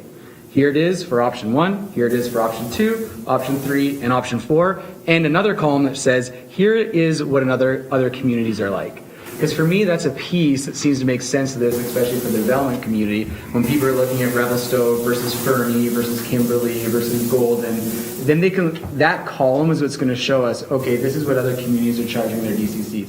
Now, I'm fully aware that other communities have different things that are going on. They maybe have paid more for their infrastructure up front, and we have more deficit in our infrastructure now, and our growth is different. I understand that, but it's just nice to be able to see that just from a metric perspective, just for data. And then if that comes back, I think we'll all have a little bit more data and be able to move this thing down the line a little bit, and then that can then go to the public. But I think that it's worthwhile to remind you, Council, that the idea behind the projects is that they're in the works to meet the demands of the growth that's coming, will be coming, and it's got nothing to do with the debt that the community already has. I think it's worthwhile to mention that when a lot of these projects are coming on stream in the years to come, with the 15-year financial plan that the council has put into place, the debt loads of the community show over the next 15 years are going to be reduced significantly. So there is going to be lots of room for this, but it's attributing the needs for the project on who should be paying and who what level. So I just wanted to clarify that because I don't think that it's fair to be bringing in the financial picture of today when we're talking about projects of tomorrow. It's just more for making decisions, right? So we're looking at, I actually don't know. When we look at these numbers, we say, okay, it's going to be $32,000 per unit per house. Yeah, I would think it's not that high. But what are people paying today when they go into City Hall? Because that's going to factor into our decision for how long we stretch it out, right? Because if it's a jump from 18 to 32, then we're going to want to say, okay, well, let's phase it in. Let's put it on, June 1st, 2019, when it comes active, and then we have a year's time for it to get phased in. That will help with that decision making, I think. And I'm with it. I just want to make sure we're getting information that is relevant to what we're talking about, because that is one piece of paper that you want to step on, is going to be one different piece of paper. I know. Yeah, because there's a lot of moving pieces into this, right? Your worship, this is how democracy works. It's mapping our work, and we're doing our work. This is what we're doing at the table. We're doing our work, and we come up with some good ideas. And one of the ideas that I went and talked to finance today about, and talked to you a couple of times today about, is looking at our municipal assist factors. And where I believe the municipal assist factors are right where they are with the sewer project. This engineering team, these two people in front of us, and Penny Page Britton, have brought more in grants in the last 5 years than we've brought into this community in the last 20 years. So I think that we have a good chance to bring a grant in for that sewer. The province tells us we can't count it unless we have a check in hand. So when we're looking at municipal assist factor to try and find a balance and to shoot the messenger figures that went out to stakeholders, we need to look at water and we need to look at sewer. And that's where I feel the rest of the community will understand. I think we've asked enough taxes from the community. We've come up with a 15-year plan that we're pretty proud of that shows that borrowing for operational use is going to be gone in this community. And the kind of borrowing we need to do in the future is all water and sewer. And I think we should be celebrating the fact that we've got a roundabout out there by the highway that didn't have a lot of new DCPs going to it. I mean, we have to look at these for 10 years. We've got a roundabout coming at Forest and Townley. And I know we built a proposal that got us $5.1 million from the Fed. So, this is tough numbers here. It's 70 million divided by 20. Look at our water municipal assist factor. Look at our sewer. Look at our option 3. Good ideas about what sewer rates. And let's move forward. And I just see that this is a really tough thing to come in front of council. And, and I understand why after 2008 people weren't touching the DCPs, because 2008, all that was getting built in this town was government-sponsored schools. So, of course, nobody wants to look at it. So, we're doing our work here today, folks. So Mike, you get us another $1 million in grants and you take the rest of the day off. How are we doing on the presentation? I want to start. So I want to council to look at these motions that are here, and I've made some notes on some of the things that we've talked about that I think that we can look if some of these are, if they're acceptable to council to start, we'll go through them, and then knowing that we have a phasing in of 50% of sewer rates over, I'm suggesting 5 years. We have the public process of keeping secondary student left already in here, and then setting a great period of when. So those are the kind of things that we'll be coming up with. Councilor English. So for clarity, are we going to be making those motions that we're just talking about? Absolutely. All right, okay. For it's council decision next. These are recommendations to be looked at. Your worship, I'm just, the list that you were just discussing there, this is something you've taken notes on based on the discussion? Everybody's taking notes on it, but yes, I have notes here. Yeah, to follow up with what Councillor Duke was talking about options, I'm just concerned that if we move forward with the readings and discussing the rates right now, we might not have all the options on the table that I'd like to see. So I don't know if it's just up to us to give verbal. So then I suggest that's, and I don't disagree because it's all part of the approval afterwards. So let's do the first one. Okay. And then we'll go through the list of the things we talked about, and if council finds it acceptable, then we'll go to the next one. Okay? That's what happens when you have the microphone with Cal. You can just do whatever you want. Who would like to make the first motion? Councilor Nixon. I'll make the first motion that the community engagement summary be received for information. Motion by Councilor Nixon, seconded by Councilor Sauls. Discussion on the motion. All those in favor? Motion is carried. So, I don't know if you've got it written down there, maybe, but I just had phase-in sewer, a half increase over, and then the other half would be increased over the next 5 years. So that would be,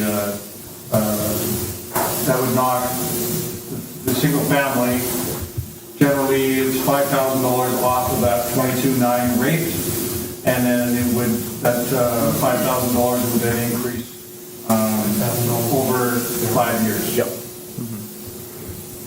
You want to make that motion? Yes, Your Worship, and I'll add to it to include that the municipal assessed factors for sanitary sewer UCC projects be set at 50%. Okay. All right. So, that's, so there is a motion on the floor. Is there a seconder for the motion? Councilor Dibley. So what we're talking about is municipal assist factor for sewer at 50%, and that the sewer rate be started at 50%, half of it, $5,000 reduction, for example, on common. Yep. And then phase in over 5 years to the full rate, which would be 22.9. Yes. And I'm assuming that we are then talking about every other category that has it would fall into suit with that, which would be multifamily and commercial. So yes, that's what is going to come back as a report to council on Thursday. yes. Correct? Is there questions on the motion? Just, Your Worship, we may get feedback from the other side of the community on the sewer rates increasing 67%. The council to be aware of that, because may coming up. Their rates are going to go up 67%.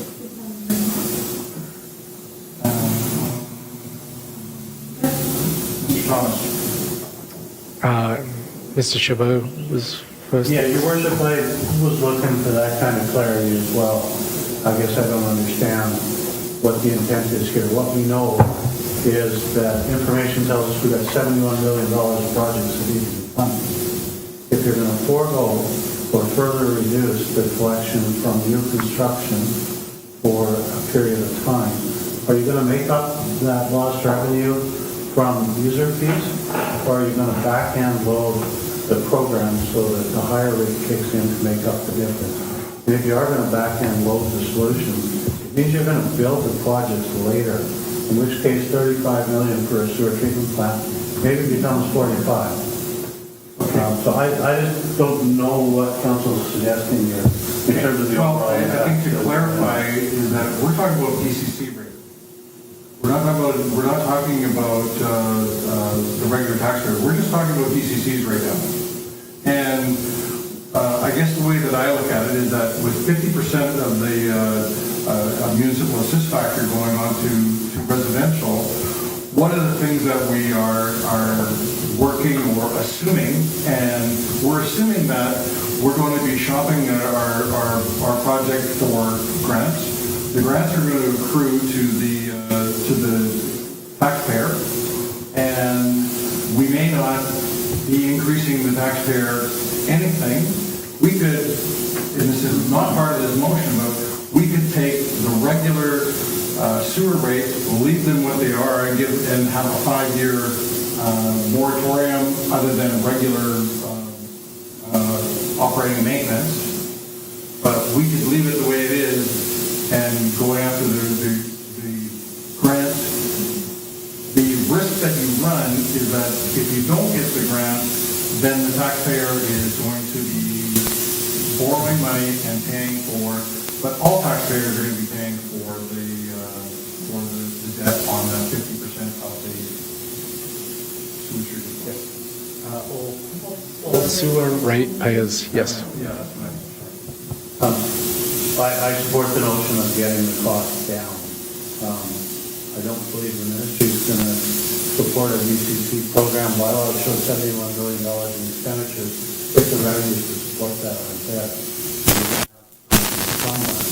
So you can forego it if you want.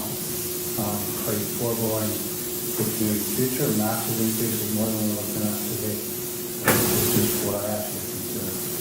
We want to get the cost down. The hard look at the project lists and maybe elimination of some projects on the list.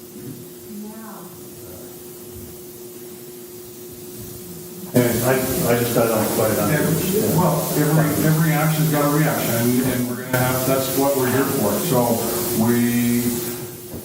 and I guess the question to staff is that what are the chances that we're not going to be successful with the grant? And you know, I don't want to put anybody on the spot, but we have been quite successful.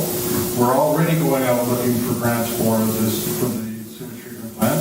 So it's again trying to balance what's going to be acceptable to keep development moving forward, knowing that we're starting a plan of being able to look after infrastructure for the future. So I think it's a reasonable risk, and the sooner that we get started, the better off that we're going to be. And we're, like I said, we're already shopping the grant programs for the sewage treatment plant. Your Worship, I agree with much of what Mr. Chabot has said about infrastructure and the future needs of the community. The one thing that I would suggest is that these DCC rates do need to go up, and any increase is better than no increase. We know that we need a sewer treatment plant. When we talk about potentially removing projects, the one project that drives this whole program is the one that we've known about for a long time, and as a community, we have not stepped up and made the hard decisions. We haven't put money away in the sewer reserve specifically for this project. We're still paying off past projects from the sewer treatment plant upgrades from several years ago. Our DCCs for sanitary are still being used to pay off some of those previous upgrades. As a community, over the last 10 years, we've made decisions that have not supported the long-term needs of the community. Today, we can start making a step forward. It might be a modest step, but it's a step forward, knowing what the full cost is, that council makes a decision that's in the best interest of the community. And that's the community that includes the development community and the rest of the community. There's risks. As the mayor said, I feel like we have a good chance at getting a grant. I don't think we're going to get $20 million. I'd love to see us get that amount of money.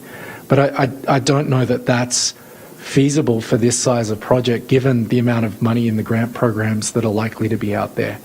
I know that there's other communities that are looking for, $40, $50 million grants on $60 million projects.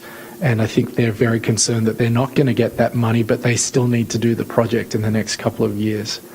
And so as a community, we should be prepared for that outcome, that we're not going to get a massive grant, that we may have to borrow, and that in that event, if we do borrow, maybe at that point we actually do need to increase the DCC rates again to cover some of those borrowing costs if we end up having to build the treatment plant before we've actually raised enough money, or in the event that we don't get a large enough grant. But today, if we could see an increase, I think it might even be mentioned in the report, had we had we actually indexed annually, as we mentioned being a best practice, our rates would probably be around $18,000, just under $18,000 already, had we actually, as a community, in 2009, 10, 11 onwards, we'd be up over $17,000 already.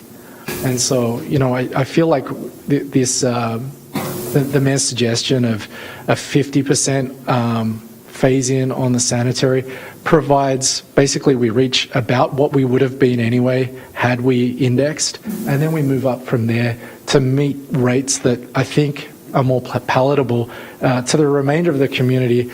They're still expensive for the development community, but I think it shows that council has considered both sides in balance. Yeah. Can I ask you a question, Mr. Chabot?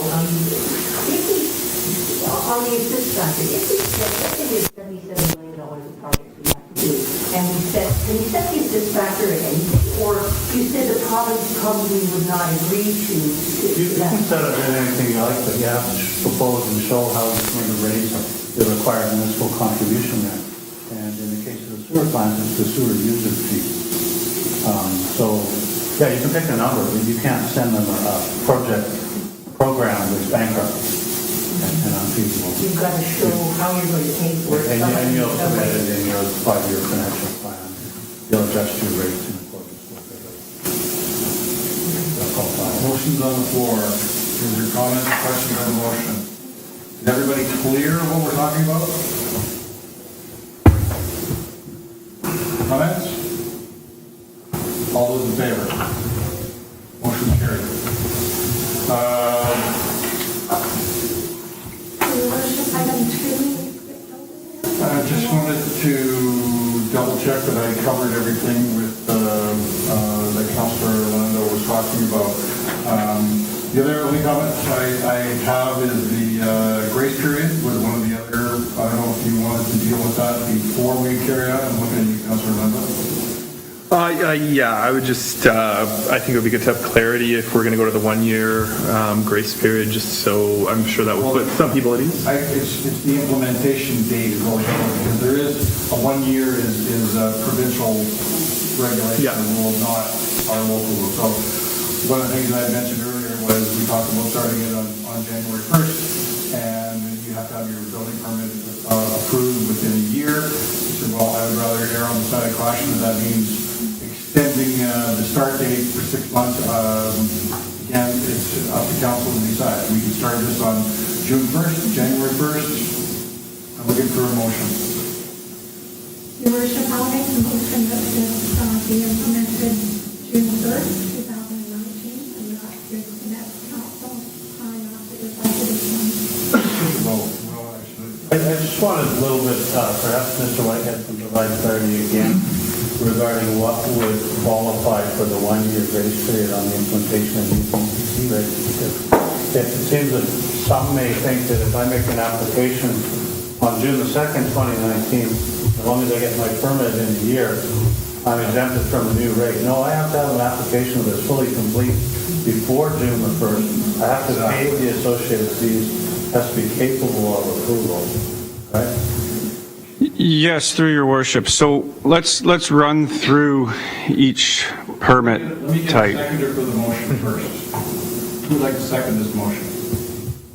Councillor Lando. We're quite talking about a motion that's on the floor. Your worship. Okay, let's start with a building permit. So let's use, for sake of argument, a January 1st, 2019. If your building permit application is made in, say, November or December 1st, 2018, and that is deemed acceptable. So we're working out what acceptable is. Is it an application, or is it an entire plan, a house ready to be built? From my understanding of what other municipalities do, it has to be a complete application with your house plans. You're ready to submit your application and build. That is accepted by staff. It's deemed complete.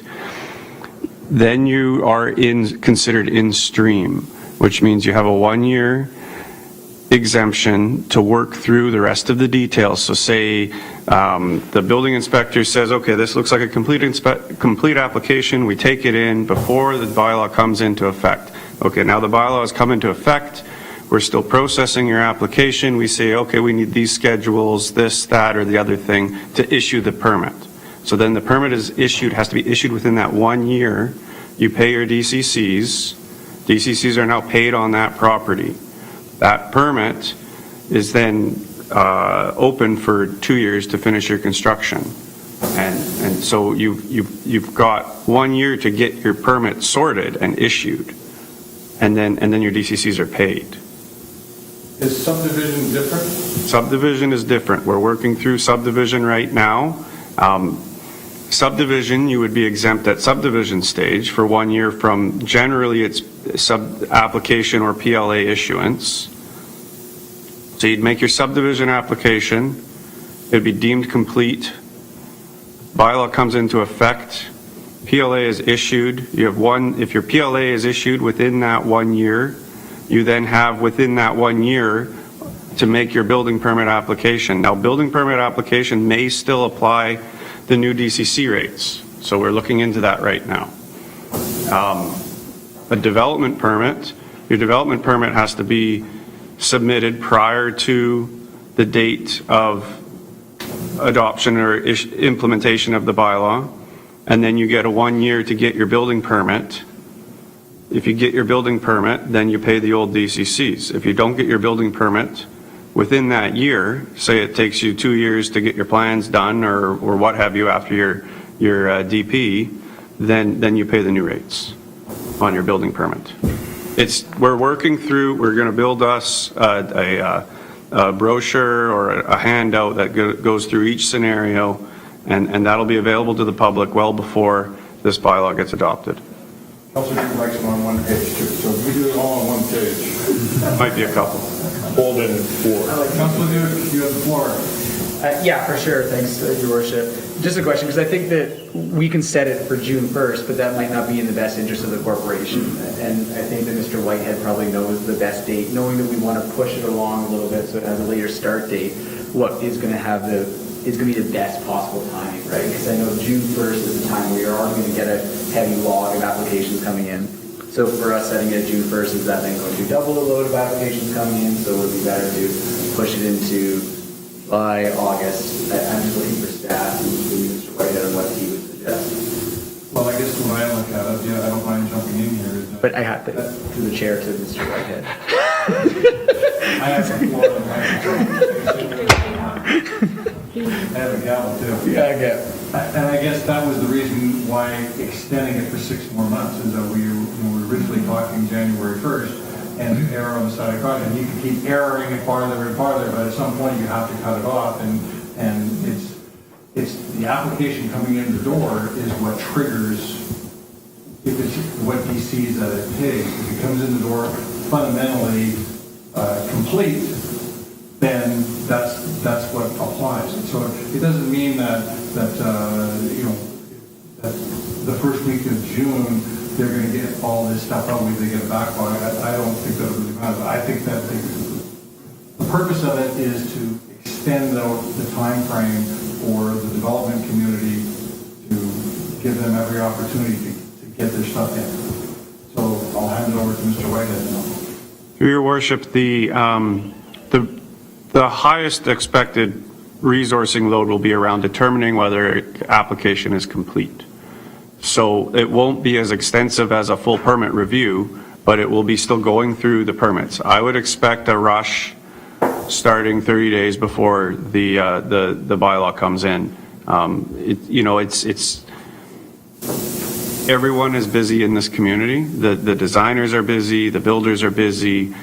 So everyone is experiencing delays in getting their drawings, getting things complete, getting signatures from engineers. So that's why I would expect it to be fairly last minute for the bulk of the rush.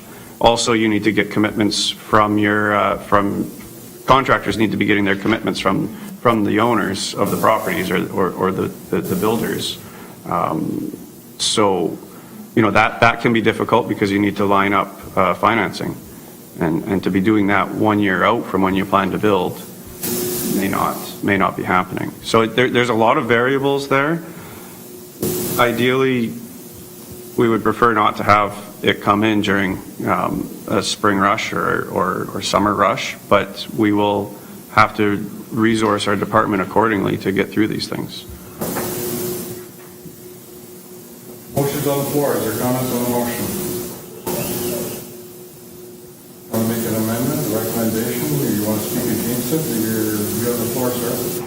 Yeah, I'm just thinking that I'm trying to get information from what you're saying there is that having it at June 1st may not be the most ideal time. Because what goes out to the community and what will be written in the media is new bylaw comes in effect June 1st. So everyone will be targeting for that date. What's that? Let's go August.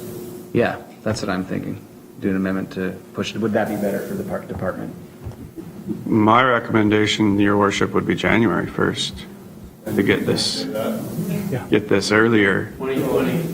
Yeah, that's why I wanted to push it to June 1st. I thought that's, again, it's erring on the side of caution and giving that a little extra time, because I don't want people to be criticizing that, oh, you had a short time frame of implementation and we couldn't get it together. We're giving an extra 6 months, and I think that's extremely generous.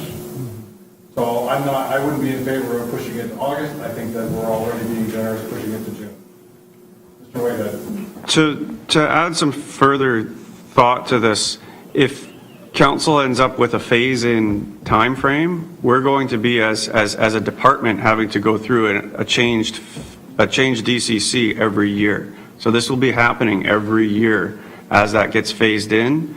There's going to be a lot of moving parts to tracking applications, seeing who's paying, what submissions have been submitted. You're going to have overlap, right, over your 1 year exemptions, because you'll be in a 1 year exemption, but then you're phasing in another rate, and then there'll be another 1 year exemption, and they're going to be bumping up against each other. So regardless of what council goes with, it's going to be an increased resourcing load for as long as these increases are happening. Your Worship, the next council will be reviewing these on a regular basis, so there may be changes every year. This is a growing tourist town. I think June 1st is to be fair to the stakeholders. Did somebody else have their hand up? Yeah, I did. Yeah, I think that June is fine. I think January is too soon. I think you'll have a new council sitting at the table who are going to have to get their heads around this. And I remember sitting here in my first 2 months through November and December, and it would be, I would feel it would be an insurmountable task. I think June is probably the right time, or later. Yeah, I just want to reiterate that the busiest time for this department is June. And you're taking it and you're putting more work on their plate. And it doesn't seem the wisest for the corporation. Even if you push that forward a couple months or back a couple months, you're April or May, that's going to incentivize the developers to get their permits in earlier, which is a good thing for the department, but it's also pushing it out. So it's giving the developers a little more time. And then from that date, from that April 1st date, then they still have a year until it gets implemented. So it's capturing a wide swath of permits that are coming through, and it's also not burdening the department by having it all come through at the time that it's busy. I'd like to continue along with the best practice comment. I mean, we need to make sure that following councils are reviewing the DCCs at least yearly. I just want to remind council is that if you want to make a change to the motion that's on the floor, you have to make an amendment, get a seconded, the amendment gets voted on. So right now, it's June 1st. June 1st, yeah. And until I hear any change, unless, of course, there's people that are going to vote it down and put a new motion on the floor. So, council, like an amendment for April. is there a second to change the date to April 1st? That seems like an appropriate date to have it. Is there a seconder to change the date to April 1st? Councilor Brothers, seconds the motion. Seconds the amendment. We're discussing the amendment of changing the date to implement this DCC bylaw for April the 1st. Is there discussion on the amendment? I'm going to vote against it. I think June 1st is fine. Is there any discussion on the motion? On the amendment, I should say. Sorry. April 1st, Councilor. I'm going to vote against the amendment as well. I think June 1st is 6 months into the new year is the right time for me. Any other discussion on the amendment? The The amendment is what we're voting on, Councillor Nixon. I'm going to vote against the amendment, Your Worship, because I think the new council will be very busy with their budget reading. I guarantee it. The amendment is for April the 1st. Is there any more discussion on the amendment? All those in favor of the amendment? One guy tried. Yeah. Those who are against the amendment? We have a motion on the floor for June 1st. Is there any more discussion on the June 1st implementation date? All those in favor of June 1st? Against? Councillor Duke votes against. Motion is carried. One of the other items, before we get into the municipal dispatch, one of the other items that I would like to bring up, and we still have the public process, but I think, Councilor Leonard, we can talk about that at the end, because, or do you want that up front? I don't really care. I don't see that there's any feedback, any negative feedback to having some kind of process, and I think as we go through here, we can talk about that. Yeah, I don't see any objection to opening it up to the public and having some sort of process, just as long as that's going to be part of it, I think. Yeah, should be good. One of the new items that I would like to bring up that I've been thinking about since we've started this process is that we have a new category that's been added because I think it's because the province allowed parks to be added into it. And I think that when we look at the projects that we have for the future with all the millions of dollars, and we're talking the highest priority obviously is sewer, and then probably water, and then roads, or whatever it is. I think that in the vein of keeping the prices down, that I actually think that we should be removing parks out of the DCC altogether. I think that there's other ways that we could be looking at parks. I think that we also have other tools with us, but Your Worship, just a question for staff. The ministry already knows we have parks in there. What's this going to do with the entry? yes. Parks is an infrastructure category that a lot of municipalities have. Also, it's encouraged in the best practices to have parks as an infrastructure category. You'll see a lot of support for it. Yes, the ministry has seen the working towards, but we're working towards. I don't know that they would say you can't remove parks. I don't see that. But they do encourage parks, and just looking at the single family, looking at reducing rates, the parks is at 50% of this factor is a minor part of the overall fees. So it's up to council on that. Your Worship, I do agree with you that there are 3 R's in our community. There's RMR, RAA, RMR. There's all kinds of people out there that could help set up parks that,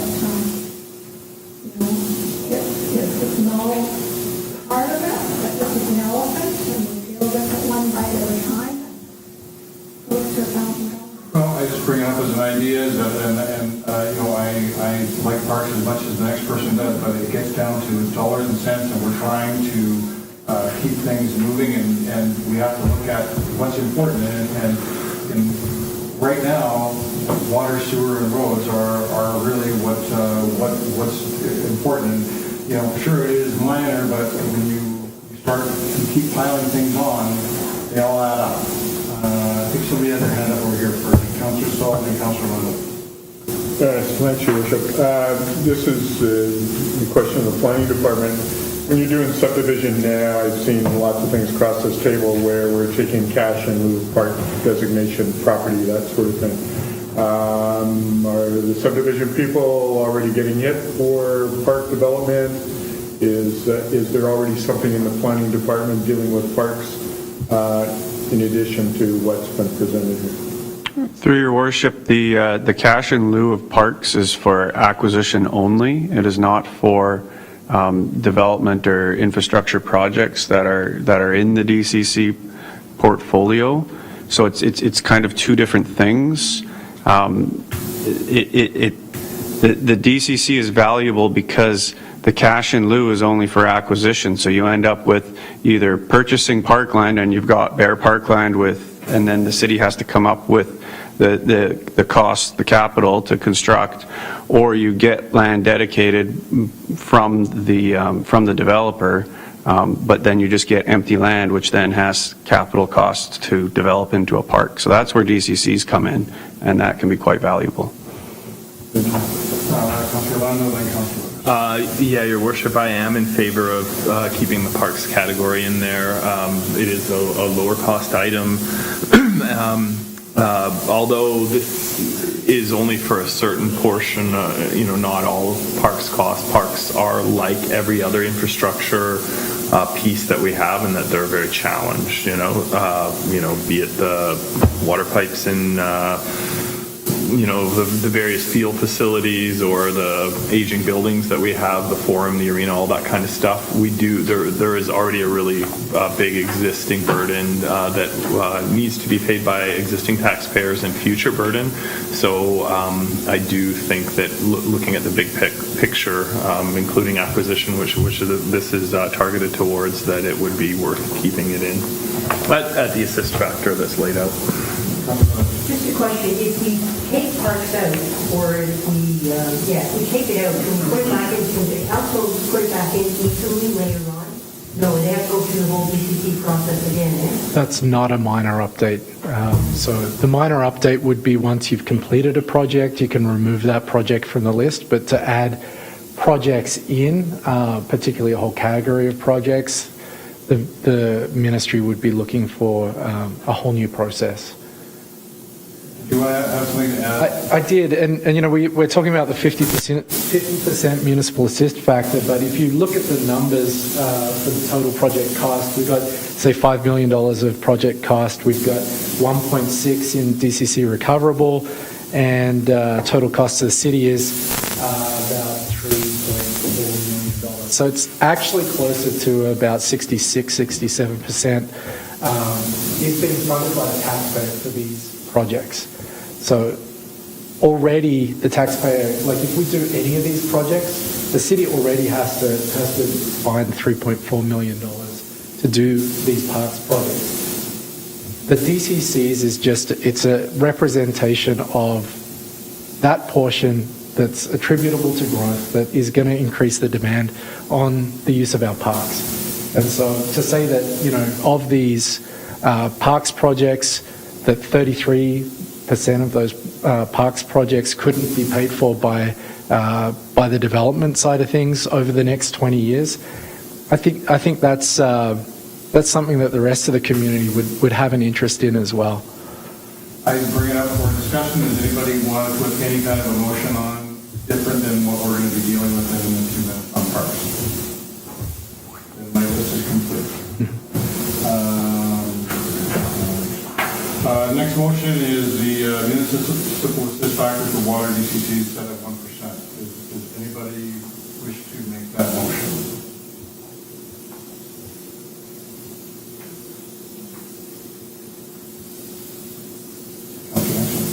Your Worship, I know I'm probably going to upset some people with this. I think this is where we can help with bringing the overall total down. I'd like to see the water DCC municipal assist factor be at least 10%. Is that a motion? Yeah. Okay. Is there a seconder for that motion? No. Councilor Burley seconds the motion. Now you have a question. Well, if we set it at 10%, so can we switch that around later on?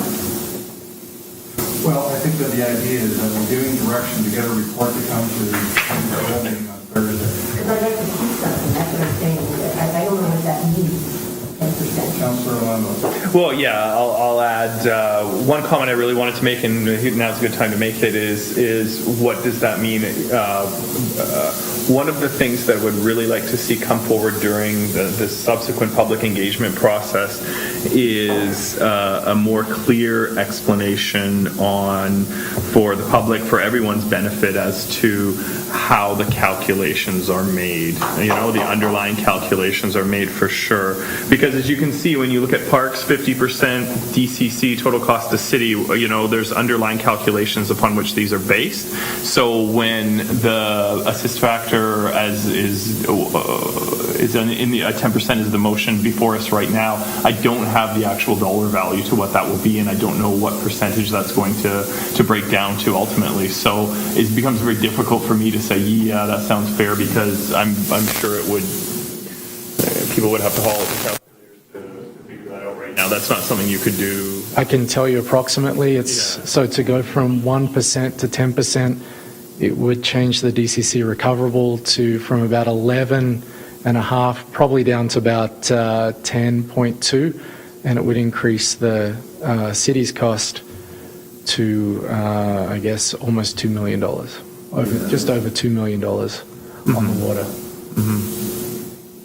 And I believe we're dealing with fundamentally different assists depending on the project. So these are more complex underlying calculations that it becomes difficult to on the fly figure out. I know the best practices guide will suggest not going above 5% as an average, or as on the high side. Although some municipalities do, depending on the need. Yeah, thank you, Worship.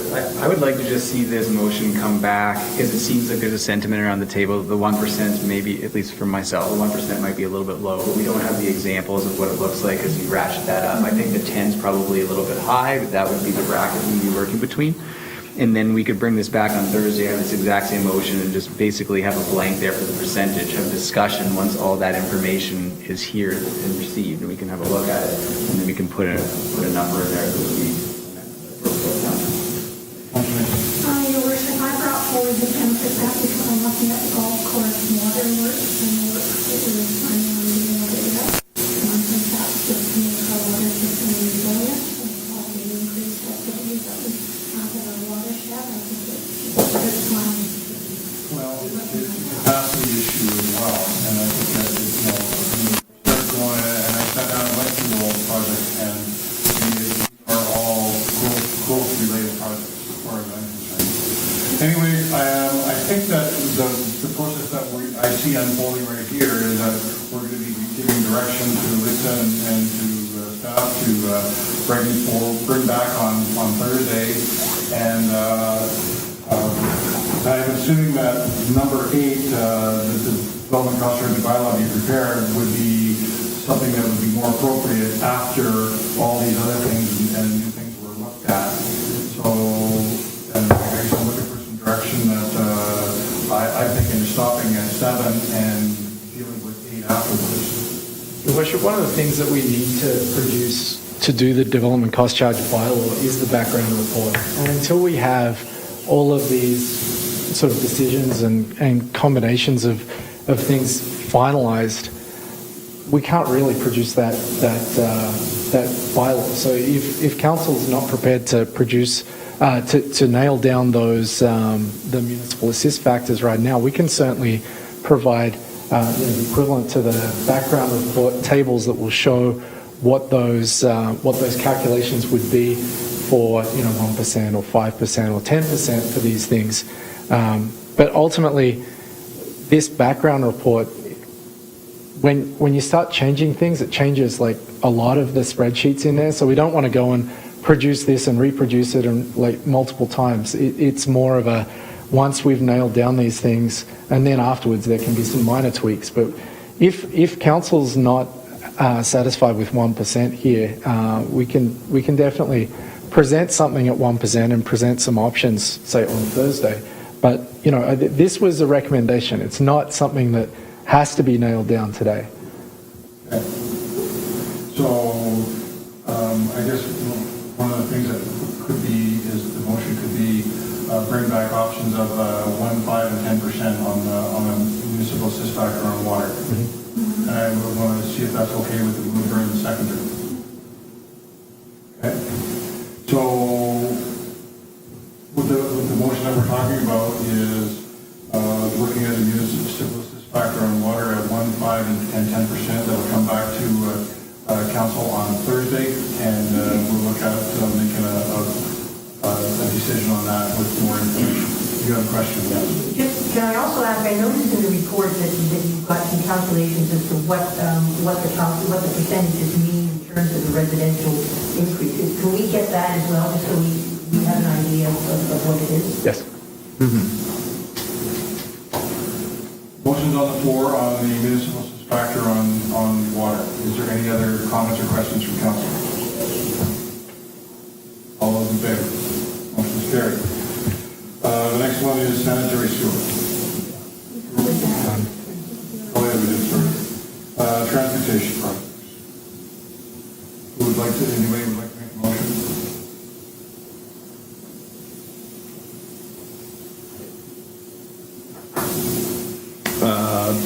Just for clarification, with the assist factor for water, we asked for 1, 5, and 10. 1, 5, and 10. I mean, for the sake of argument, what is council's feelings on putting those through for other? Good for transportation as well. Okay. So I guess it would be amended from what is presented here, that the municipal assist factor for transportation DCC projects, for the sake of discussion, be brought forward at 1, 5, and 10. Motion by Councilor Allen, second by Councilor Carruthers. Discussion on the motion. Councilor Nixon. Your Worship, I'm not going to vote in favor of this one because transportation, if we don't get grants for this, going to land on the residential taxes. I said at the beginning that I'm willing to work in the water utility, sewer utility, and to look at those utility rates for the residents of Ellisville. But I think we have taxed the residents of those levels that, yeah, that's my opinion. Any more comments on the motion? All those in favor? Against? Motion carried. Councilor Nixon will vote against. Parks. Looking for a motion. Bring forward that the municipal assist factor for our DCC projects we set at 50%. Motion by Councilor Duke, seconded by Councilor Sauls. Discussion, comments? All those in favor? Against? Motion carried. Councilor Nixon votes against. Suite. Bring that forward as well. Let the DCC rate for suites remain at the existing rate. Motion by Councilor Duke, seconded by Councilor Nixon. Discussion on the motion. Your Worship, yeah, for me, the additions that were made to the agenda package today and the rationale that was presented for affordable suites, i.e. Keeping them at the existing rates that are on the existing DCC bylaw is problematic. I realize it's an effort to make a concession to try to guide more affordable housing, and I'm 100% supportive of that. However, when I look around and see what other communities are doing to do their part to tackle, which is emerging, what I think is the biggest issue in the province today is, the cost of housing, continuing to escalate for everyone, and a big concern for a lot of people, especially newcomers, younger people coming to the community. I wonder if there's not more that we could be doing, and that includes looking at a more comprehensive approach, looking at multiple targets that we could be trying to achieve, such as preventing sprawl, infill development, more infill development. So what that means, though, is not something that I can encapsulate into an amended motion or a motion to put forward onto the table. What I really am looking for is different options presented by staff on, taking a look at what other communities are doing and how we can meet these objectives, and getting a bit more feedback on that. It just seems like, just keeping the rates where they are might not have the targeted result that we're hoping for in terms of being a more dense community, or perhaps encouraging more people to legalize their suites, which is something that's not happening at the rate that it could be happening right now, likely because it's cost prohibitive, I believe. So I guess what I'm seeking for is the opportunity for staff to put forward alternate presentations that would, in their opinion, bring forth more incentivize or conversely not penalize secondary suites in different ways. And I do see a lot of different options, again, from other communities as how to go about doing that. And even in our existing bylaw, it does it on a per square foot basis and has different categories according to what you're going to build. So I guess it's sort of, I don't want to support the motion as presented. But I think share the same goal, and that's trying to find concessions for affordable housing within the DCC bylaw. Great, thank you. So what I'm hearing is you're looking to have it lower you're looking to peg it lower than what it already is. No, that's not necessarily the case. I would like it to be lower than other rates, but I don't know if it's clearly defined for me what's going to qualify for this, and what from a planning perspective, what the outcome is going to be for just keeping this rate lower. For example, again, to refer to Kelowna, they have different areas where they're really trying to encourage affordability. An example in Revelstoke might be the downtown area is a lot easier. It's easier for someone who maybe doesn't have a vehicle to be able to go shopping, go out to amenities, that kind of stuff. And that's something that people in downtown core, who have older houses are looking to put a suite in, that would be advantageous for the community, whereas putting, affordable suites at the edge of town where someone would need a car or two cars in order to function would not have the same desired effect. And it's really multifaceted. I guess to bottom line it, I see this as sort of a last minute, well, why don't we do this, to try and put an olive branch towards people who have concerns about affordable housing, but I do see more complex options, more best practices. There's a best practices guide for promoting market affordable housing. So those kinds of inputs I'd really like to see from staff. And just this concession was tagged on when we saw the agenda last Thursday, Friday. It was new to me, and I just have a belief that there are better options out there. Your Worship, so question for staff. Can we amend that farther down the road to add carriage houses over grasses and gardens? Your Worship, that would be required, and I'd suggest that might even fit in with the review of the OCP and that bigger community discussion of what that form and character of housing would mean and where it could be located. One of the things that we suggested in this bylaw, as you mentioned, is that we would broaden the definition of suites a little bit so that there would be an allowance for other than the traditional secondary suites being attached to the house. But that doesn't permit that use until the zoning bylaw would be updated in the future. So the question to Mr. Whitehead is that I'm under the impression, I don't know if you have the information or not, but I'm under the impression that the majority of houses being built today are putting in secondary suites. Your Worship, I don't have the data in front of me. I would hazard a guess. You're looking at least 2/3 of the single families we are seeing have a suite. We regularly have many conversions applications coming in. Many of those conversions fall under the $100,000 threshold, and DCCs are not applied at that time. My understanding is we're looking at a $50,000 threshold, which would bring in some more suites, but even that, for some conversions, come in under that price and would not be affected by the DCC charge. So I guess, like, I support the motion that's there. I also agree with, I think, what the intent of what Councilor Orlando was talking about, but I've seen a lot of those discussions being around OCP and zoning and things like that, but I think that there's opportunities that we should be taking to further incentivize people to be putting in secondary suites and increasing density and infill, but I'm not 100% convinced that that belongs on this motion that we're talking about.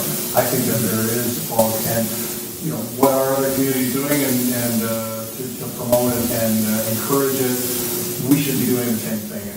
I agree 100%, but what we're talking about here with keeping it at the same rate it is now, I think that that is also an incentive to recognize that we don't want any increases in DCCs for secondary schools. Well, I'm going to support the motion, but I'm also going to encourage staff to be looking at other ways that we could be creating more of this. Looking for other comments on this motion, Councilor Rondo and then Councilor. Yeah, just a short comment that in our subsequent public presentation, this is why I'm looking for, input from staff is, for example, it could be something that's done through the OCP, it could be something that's done through zoning bylaw. I'm looking for a bigger picture and an explanation for people whose primary concern is affordable housing. They're looking to build something 5 years from now and they want to know what impact this is going to have on them. So if we were able to provide that information to them, that, when the zoning bylaw changes, this is likely what's going to happen, or these are the subsidies that we could provide when we're, going through our, various other projects or other processes that would encourage affordable housing. Because, as we all know, the DCC bylaw doesn't capture everything. It's a specific tool. Thanks, Your Worship. So going back to my comments earlier about for-profit affordable discounts on suites. So would this not come under that sort of thing? Let's say we have a couple building a house, and I think about myself now as I'm aging. Let's say my kid's generous enough to build a suite, and I'm going to go into the basement, and I'm concerned about his affordability to build that house so that I can live there in that suite, and he's going to charge me a nominal sum for rent. So I'm asking about that. Is this going to play kind of into what Councilor Orlando's doing, or is that something that we should address at a separate rate, or do we just carry on?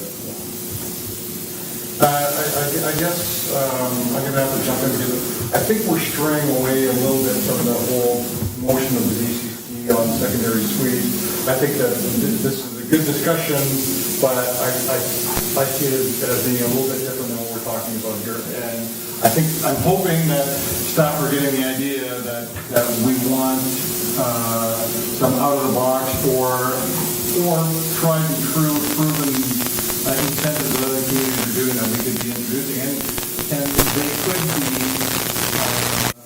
like something that they would actually maybe work in the credit towards DCC, and that actually could be an opportunity. But again, I want to get back to what we're talking about. I think these are some great ideas.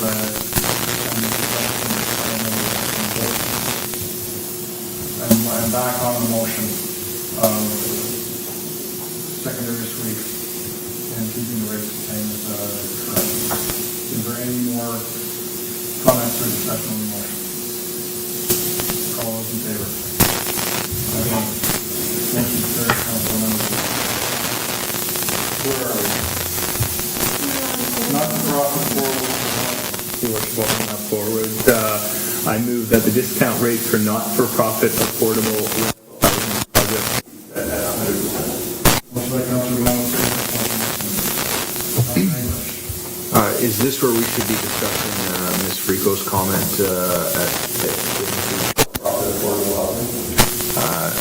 should this be tacked onto that? If we don't get it in there, it's never going to be in there. Is this the appropriate spot? Well, I think what would be appropriate for that discussion is that if there's information that could be incorporated on the Thursday meeting, I just don't think that anybody is got enough information that they're going to add into this right now without some parameters and knowing what we're getting ourselves into. I'm a little bit concerned about it, but again, it's up to council to decide. I don't know if you want to make any comments on that. Can you get any information to us on what your thoughts are or what other people are doing on this? Through your wish, I can, Mr. Thompson, I can talk about it in the council. Oh, sorry. Your worship, housing is a whole area of concern that touches all parts of our community. As council knows, we're undertaking a needs analysis, and that should be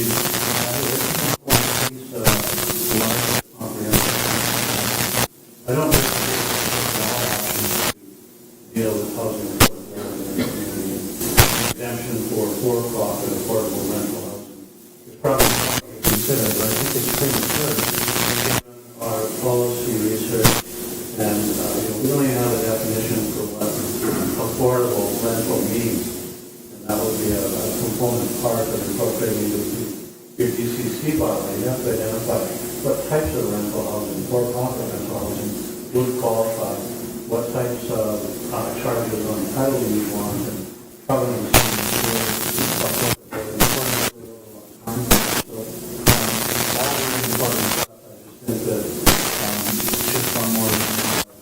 We wouldn't proceed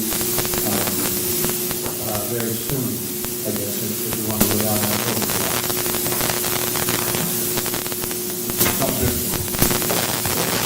Discuss. Councilor, right there, this would be the time to do it, and you can say that the discount rate for affordable rental housing projects, we set it on a and that's going to trigger, trying to figure that out, making that,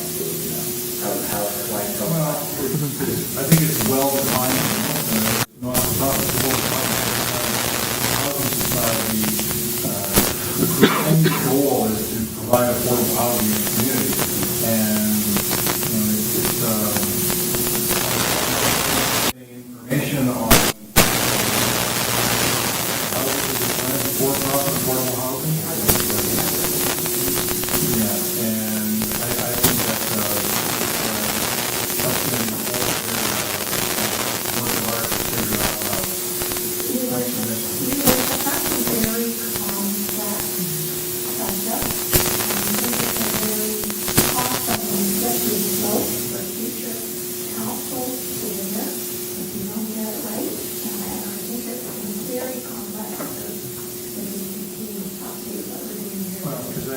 housing society has all kinds of parameters on who can live there and how much they can make as a unit.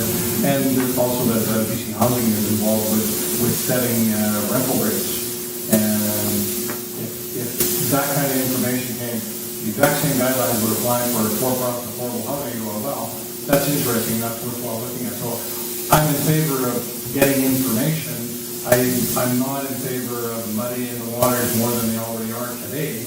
But if for-profit affordable housing was to come forward, I think that we would be foolish not to look at. I'll let you jump in, but Council Brothers is next. Your Worship, just like some of the things that I've seen in other communities is they say, like, you must have an agreement with the BC Housing Authority. Like, so like that would exclude a secondary suite. Like I don't think that BC Housing Authority will deal with individual secondary suites. They're looking at complexes or, like specific developments. Other things that other communities have got, restrictions on the occupancy of the housing units to persons at risk of homelessness and support service providers. So this is some very specific language that would probably exclude a lot of people in this community that are truly not at risk of homelessness. It's just, it's a matter of finding an affordable place to live. So we'd have to be very careful how we deal with it. And I think, to the Mayor's comment about, the housing societies, the Revelstoke Housing Society's challenges and what they have to deal with, the same things would apply to a for-profit organisation. So it's certainly something that Ms. Fricot and I can review in the next couple of days and we can come up with some examples of places that have done it. I'm not sure that this is something that, again, it's not really the DCC bylaw is probably not the greatest incentive on this one. But I think that the message to council is that there is an opportunity for us to be looking at affordable rental. We will be looking at as part of that. Sure. Brothers, you mind your hand? Well, the other thing is that, I agree, I think Mr. Cohen and Mr. Mike can figure out, what the options are and present to the council. The other thing that's important though is what's affordable. I mean, I know, yes, I know you're talking about somebody on a lower level of affordable, but maybe there's some young people who need a step up to get into the market, and maybe that's affordable. I think we should look at that as well. Mr. Chabot. Your Worship, just want to note that council has the discretion to set the discount rate for affordable rental housing rather than not-for-profit or for-profit time. Any DCC collection applicable to those projects for bond, the money has to come from somewhere, and it comes from the existing taxpayers. So while on the one hand you might be assisting affordable housing, you're impacting housing affordability across the other spectrum of the community. Okay, we have a motion on the floor, the discount rate for not-for-profit affordable rental housing be set at 100%. Is there any more discussion on this motion? All those in favor? Motion is carried. And we have the last one, that development cost charge rather be prepared for consideration based on table rate tables resulting from the municipal dispatches. Well, I brought up because I thought there would be some uncertainty around here. What we're doing is we're giving this, you guys can correct me if I'm wrong, but this motion is giving you direction to take all the motions and bring back the information. It's still not a done deal because we still have other process that we're going to be going through. So it's up to council, but Worship, I don't think we're getting a bylaw ready for Thursday, so I don't think we need to do this. One procedural question, are we holding a special council meeting on Thursday, or is this still a committee of the whole meeting? I have no problem changing the committee of the whole meeting to a special council meeting, and then council can be making decisions there. I guess the procedural question really should be going to Dawn and Alan, but I don't have any problem with changing it to special council meeting. Lisa? A question on when, in terms of a regular council meeting, the number of options that council would like to see, if they're not 5 or 10 minutes a piece, there's so many calculations that go into it that changing one factor, you have to go through and check everything. Change another factor, you go through and check everything. And then, once we've done that, we need to go to Tanya to look at each of those options and what that would mean to the ratepayers and taxpayers. I guess what I'm hoping for is I'm hoping to get some type of table that council can say, we want to go back out to stakeholders to show what we're talking about, to see about feedback that would then come back to council for a final decision or revision or whatever. That is possible by Thursday afternoon, but not, we couldn't be ready any earlier to publish something at the time. Yeah, that's fine. Yeah. Okay, that's fine right here. So, okay, so this is all finished now. Okay, 5-minute break for people that want to stay and have fun with us for the rest of the afternoon. Feel free. Development cost charges are going to be coming back to committee of the whole for more discussion on Thursday at 2 o'clock. Thursday, 2 o'clock here, and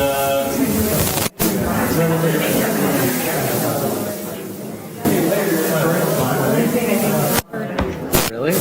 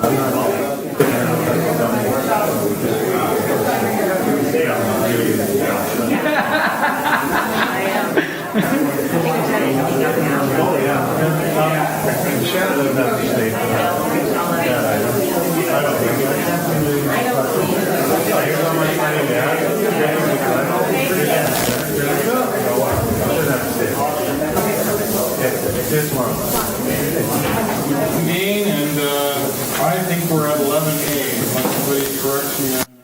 Where are we? We're 10B. 10B. Same good. Okay. I don't see it. Mr. White, I do have a presentation. Mr. Your Worship. Page 2.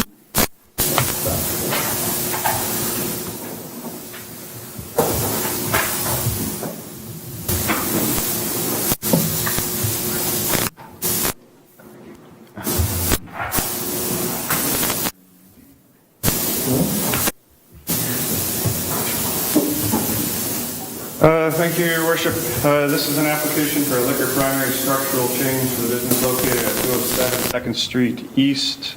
This is currently the beer house. The proposed change is to increase the pacing capacity from 110 to 147 seats to permit liquor service on the proponent's newly approved outdoor patio. I don't know if we've got a good diagram. They came out pretty light.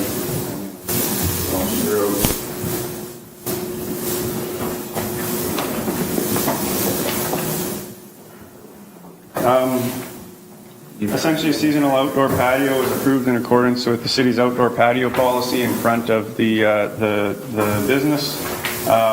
But as this is a liquor primary establishment, a council resolution is required for an increase in liquor serving capacity of the business. If this were a food primary establishment, as we have most, if not all of our patios are food primary, the provincial liquor branch would not require staff or council input into their decision making. The proposed recommended closing time of the patio is 11 p.m., which aligns with the city's noise bylaw.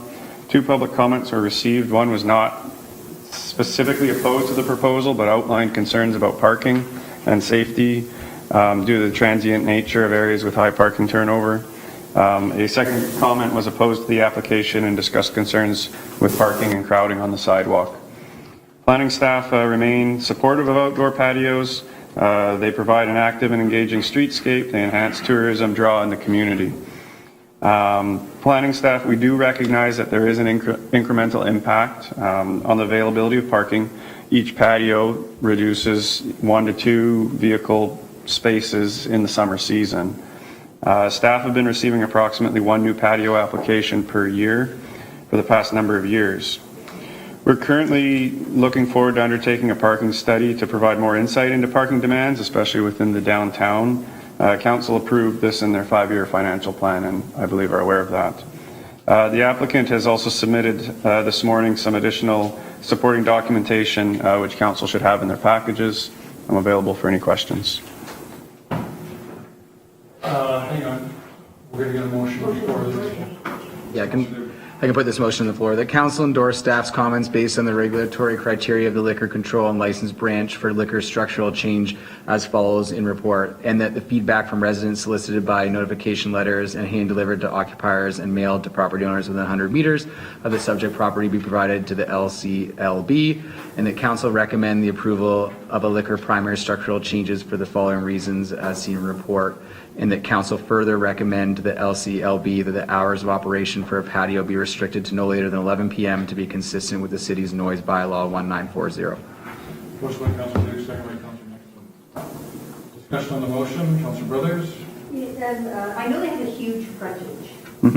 This looks like an awful big front patio. Do you have any concern about that, Mr. Whitehead? Because it just looks big to me, you know? Through your worship, it's not taking up the entire frontage. I can't read the plans in front of me. The applicant might, or Daniel could speak to that. Initially, it was going to take up 2.5 spaces, and then we reduced it.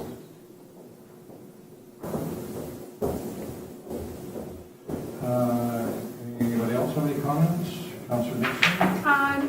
I'm aware that this place of business has another patio at the back as well. Yes. Does that factor into staff's recommendation of 2 patios per business of this size? Through your worship, we weren't looking at it to limit it in that respect. We were just looking purely at it complies with the policy and provides increased activation of the street. And Your Worship, I can understand why they're looking for this patio, because I've actually seen people coming along the sidewalk looking for this place of business, and they're tourists. And I think, in the summertime, it just will landmark them for the tourists to find them. A couple of comments that I would like to make. I think that we should be, as a community, starting to get concerned with patios and loss of parking. It's getting more and more difficult to find parking downtown.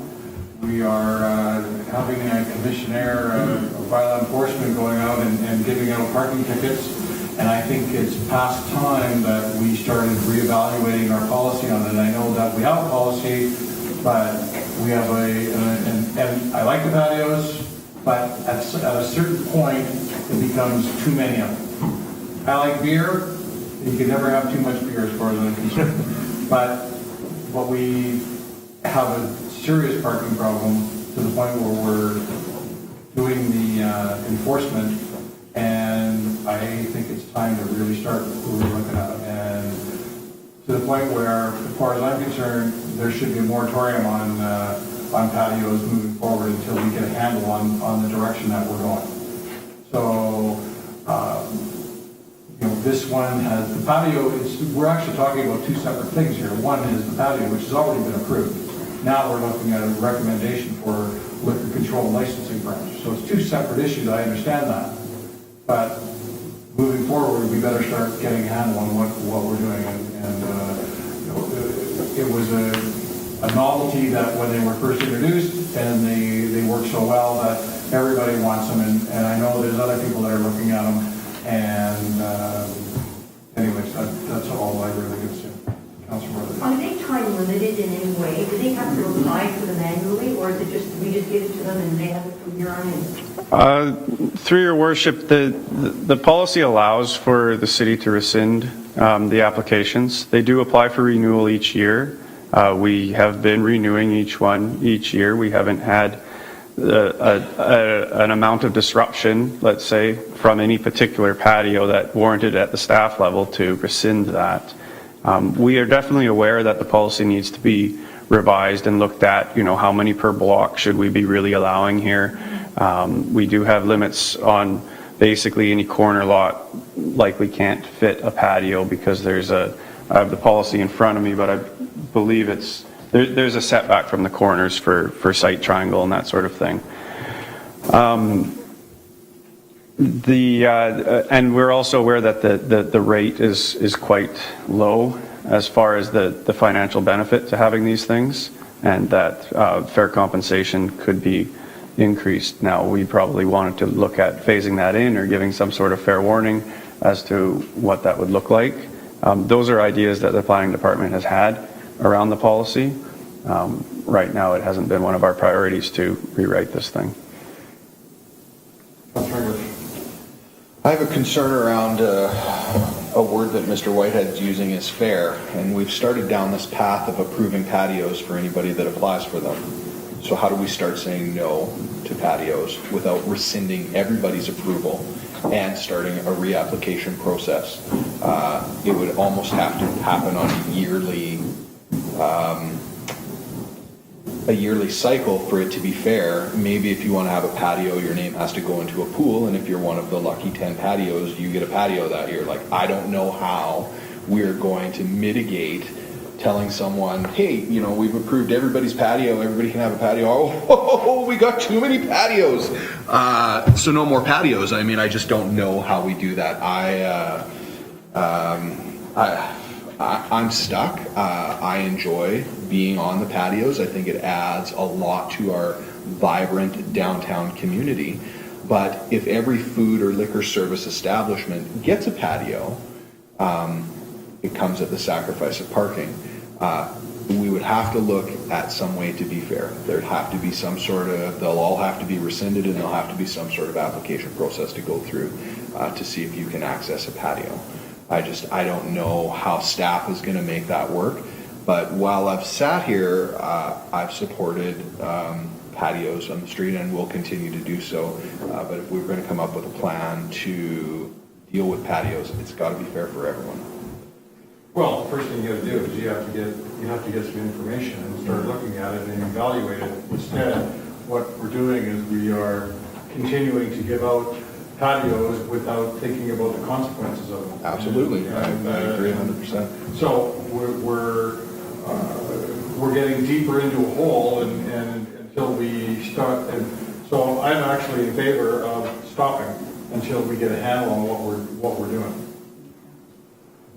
Go ahead, I don't know who had their hand. I just don't know how we could stop when we've given out all the approvals. Like, if a new business, like, are we going to get sued if we don't give out a patio to the next business that asks for one?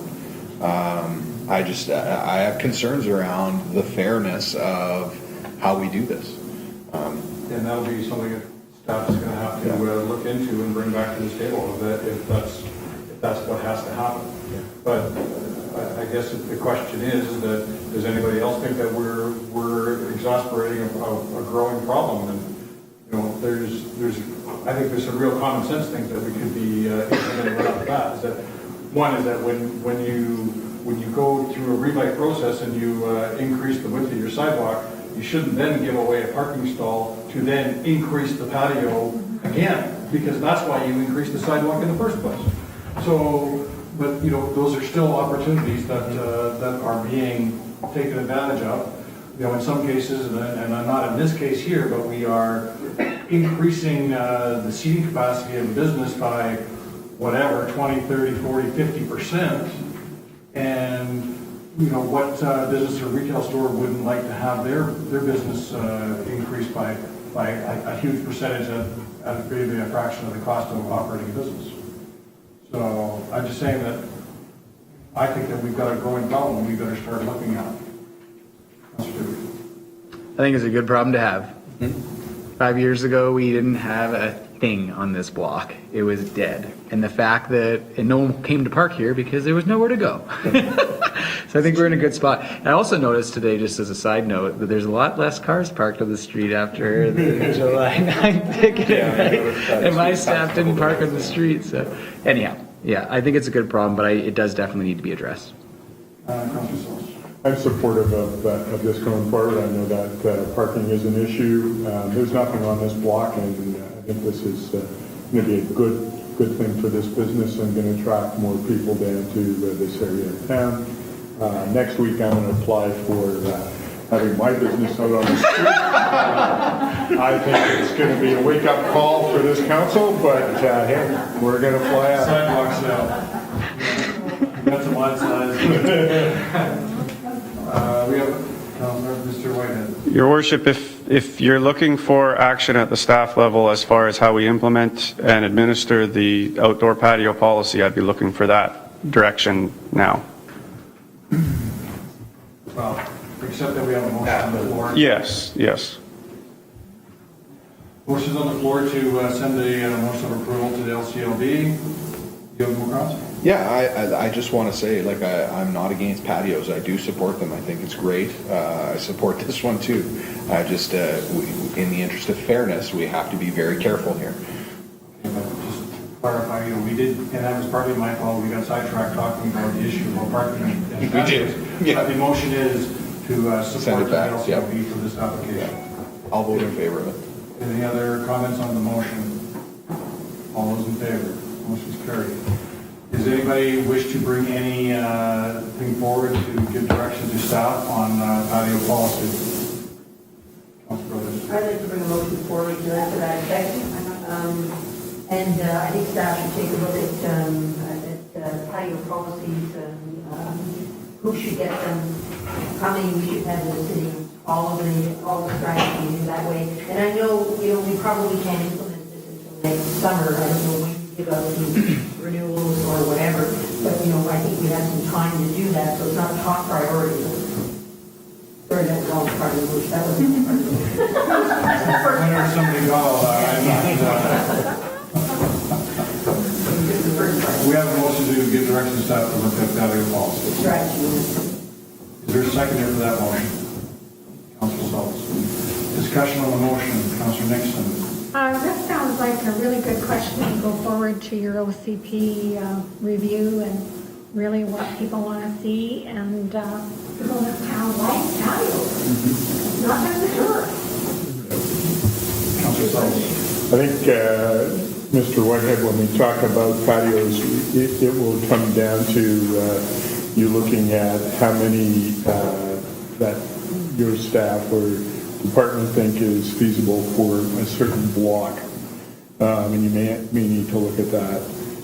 Some patios, some blocks have several, and they're side by side, and there is no parking. And some, if you go down Mackenzie Avenue, even though they're not on the street, you can't feasibly park a car if you have a passenger there and utilize that. So that space is now ineffective as well. So those are just statements, but I think you may need to look at it from that perspective.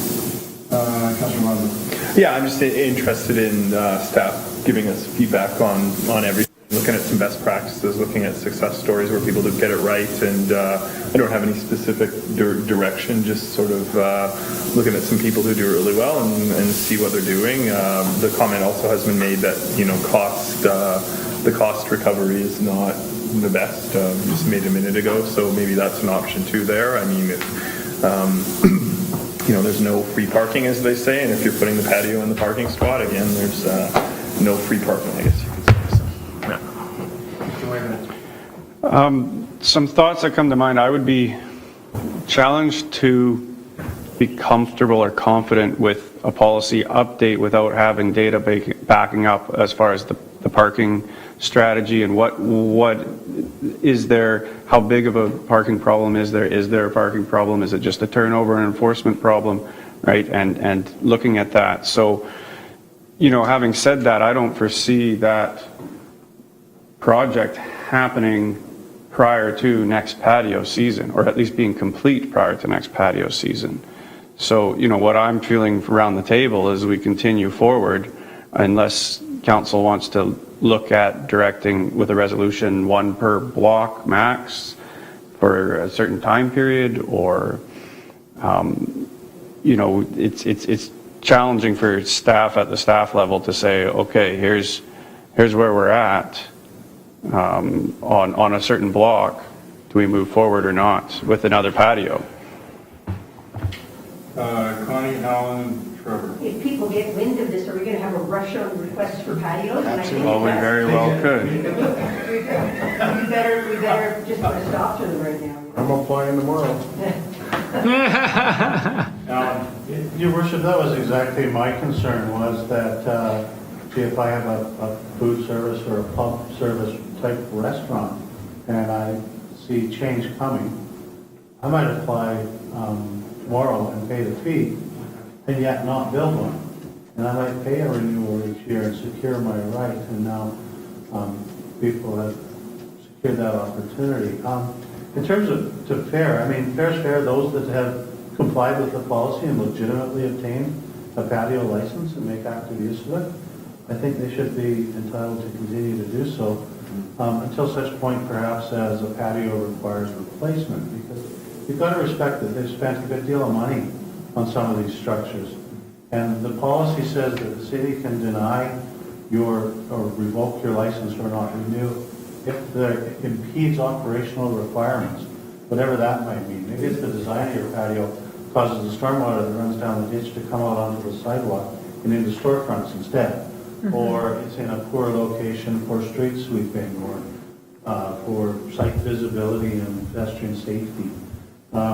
It is a problematic area. And yeah, you need some solid data to support what types of restrictions, how many per block phase, what areas of the city, what's the minimum road right-of-way width where you're going to allow them. Because they're really nice, they're a great way to, enliven the streetscape and for people to socialize and enjoy our community, but they pose some challenges too. And I think that since it's a motion to look into it, is that any patios that are going to be approved at the current policy are going to be temporary until there's a new policy. I think it's pretty simple. And they know up front when they're applying that we're reviewing everything and we're looking at it, and it may not end up being permanent. Sure, I understand it. It's okay. That's Mr. Whitehead. Our policy does not really state that they're temporary in nature, so, you know, I would be challenged with that interpretation if I had an application come across my desk to tell someone, hey, yours is temporary and the other ones are not. What I'm saying is that from today, since we're reviewing the policy, then anything after today would be temporary until there's an updated policy that gives permits to any of the new applications. Councilor Schultz.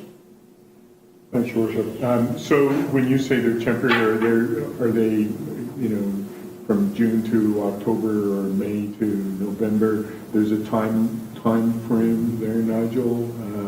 Obviously, because they go away in the winter.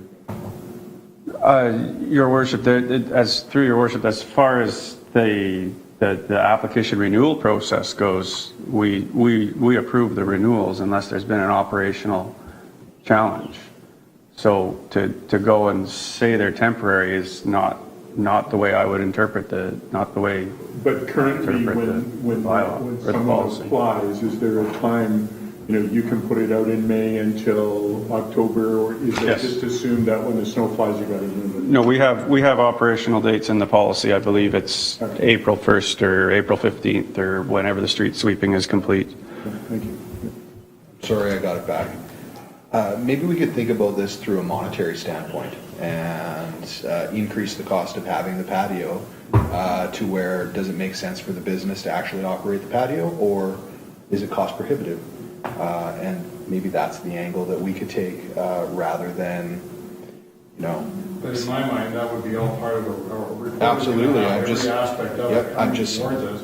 And I guess, Mr. Whitehead, what I'm getting at is that it's not, you know, we're still looking at patios, but until the policy is updated that'll take us into the next 5 or 10 years, if people are knowing up front as they're applying, they're going to make the decision saying that policy is being updated, we're still allowing them in, but this is a temporary until, and the new policy may just say everything is fine.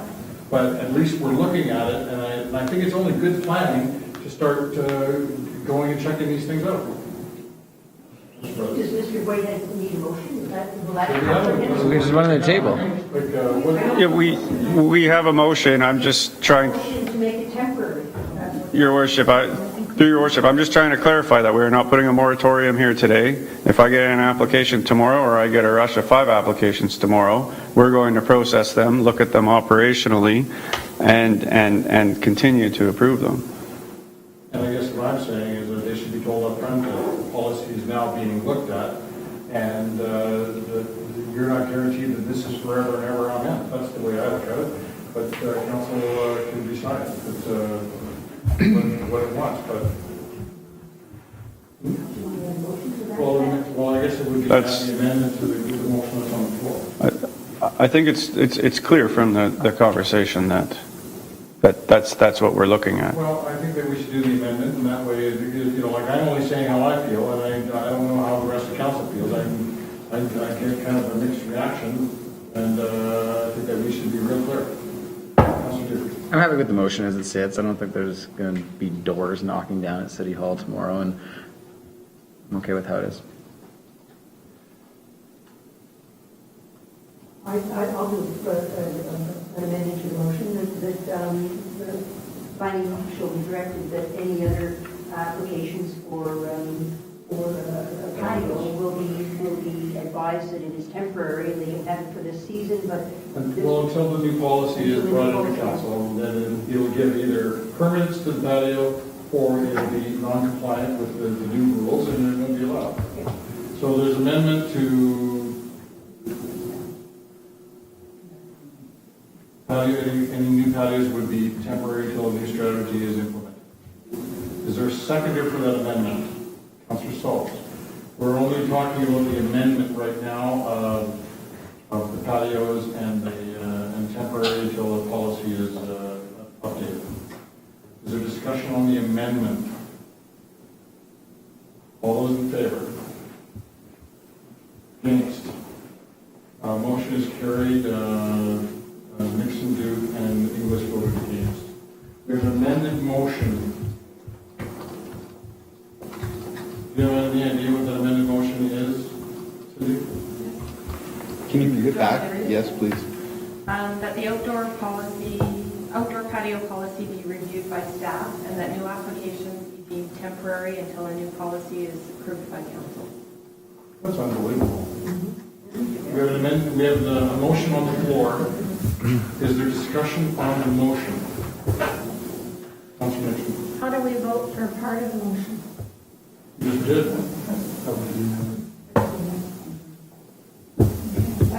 The amended motion and council approved the amendment. It doesn't amendment passed.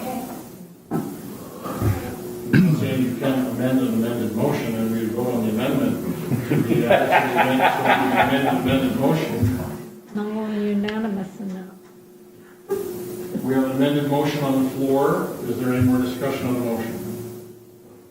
All those in favor? Against? Usual suspects. Motion is carried. Thank you. Aaron, we are 11C. Whatever it is. Declaration of conflict due to a business relationship with more than one of the applicants.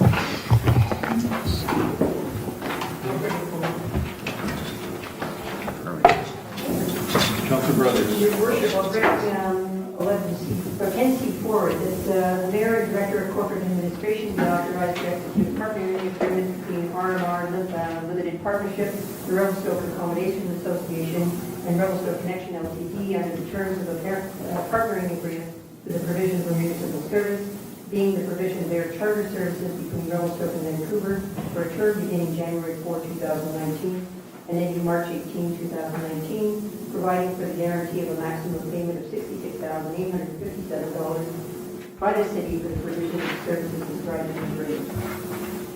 Motion by Councilor Brothers, seconded by Councilor Sauls.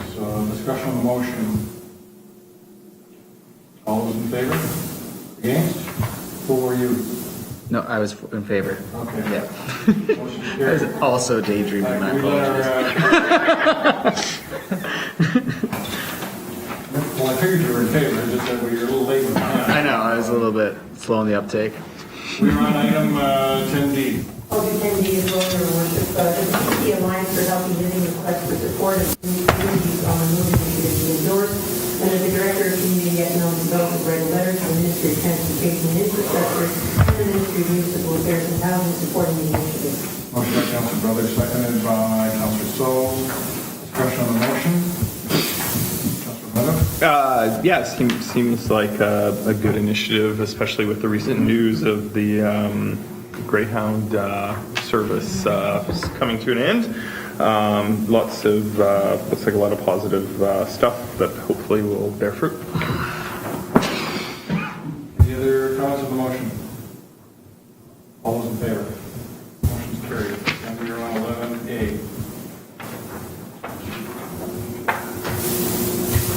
Who would like to bring this forward? Worship, I'll bring this forward. That the amended policy P14, drugs and alcohol workplace impairment, be approved. By Councilor Sauls, seconded by Councilor Nixon. Discussion.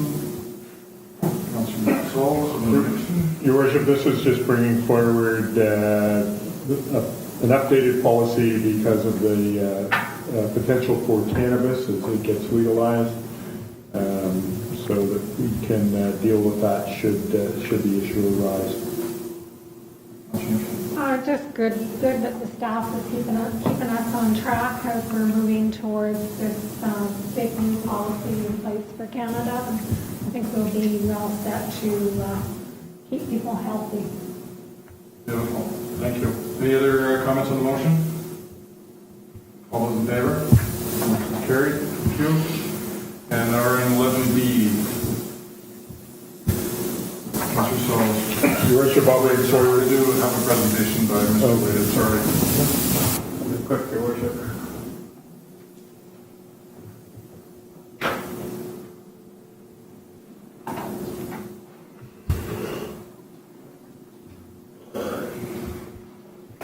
Your Worship, this is a interesting application for a text amendment to the C6 Victoria Road commercial zone. The proposal is to add amusement and recreation services as a permitted use on the subject property only, which is at 1605 Victoria Road. This building, I believe, contains the Zala's restaurant and a number of other businesses. Well, there's no pretty pictures. We'll keep it at the front page here. The proposed amendment will enable the applicant to operate an escape room business in one of the commercial units.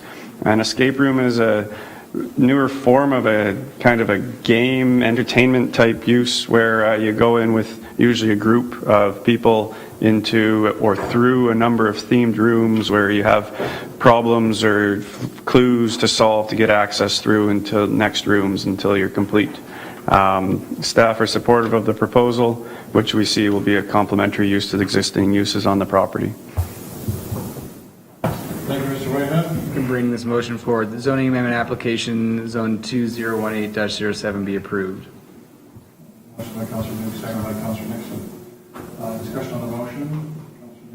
Councillor Nixon. Question for staff. Have the fire department looked at this proposal? Yes, through your worship, we were initially concerned with what being locked in a room actually entailed, and there's no physical actual barrier in case of emergency or that sort of thing. It will be inspected as part of the business licensing program to ensure that all life safety aspects are taken care of. And I know that there are young people from this town that travel to Kelowna to experience this type of new game.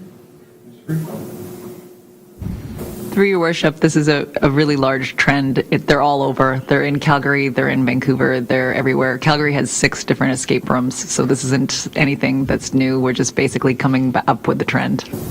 Or we're moving up to the trend. This feels like fun right now. I was going to say, Councillor Chambers. How much can we charge? I find it interesting that we talk about Greyhound bus and they're canceling their service, and this was actually the original Greyhound bus station. This was. And that's what the zoning was accommodating, so. So the motion is on the floor, and any other discussion on the motion? All those in favor? For part 2, that zoning amendment bylaw number 2231 be read a first and second time, and that a public hearing be scheduled. Motion by Councillor Duke, second by Councillor Nixon. Discussion on the motion? All those in favor? Motion is carried. Thank you. And Trans-Selkirk Crown referral.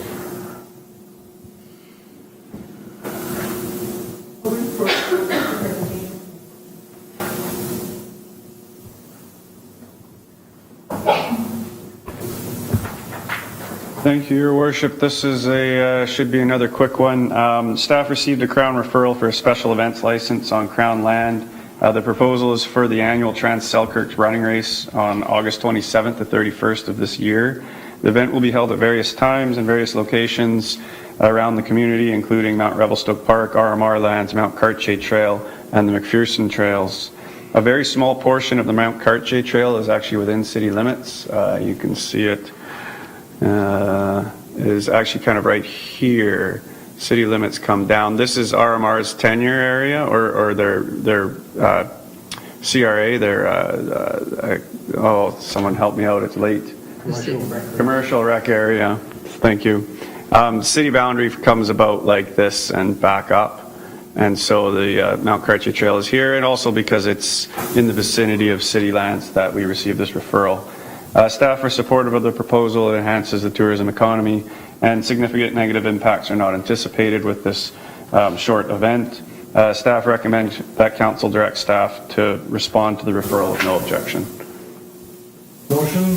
Number 4, Your Worship, that the referral from the province of BC for a Crown land application special event license to the Trans-Selkirk Run be received and that a response be provided to the province of BC indicating that the city has no objection to the approval of the application.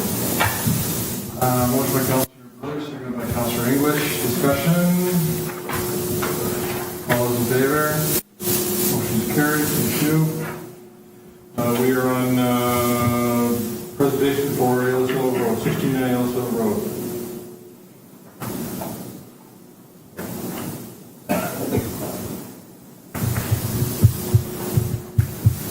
Thank you, Your Worship. This application is a variance to reduce the minimum parcel width for a proposed lot, for a proposed two-lot subdivision at 1690 Ellis-Silhouette. We have a diagram here. The proposal is to reduce the minimum width from one of the lots, proposed lot B, from 35 meters to 20 meters to develop a small panhandle here in order to efficiently split this lot into two. The property is zoned RR 0.4, which is intended for rural lots of a minimum 0.4 hectares, which is approximately 1 acre. And I believe on there, in the fine print, if the mayor could help me out, it's about 0.7 is the proposed lot size.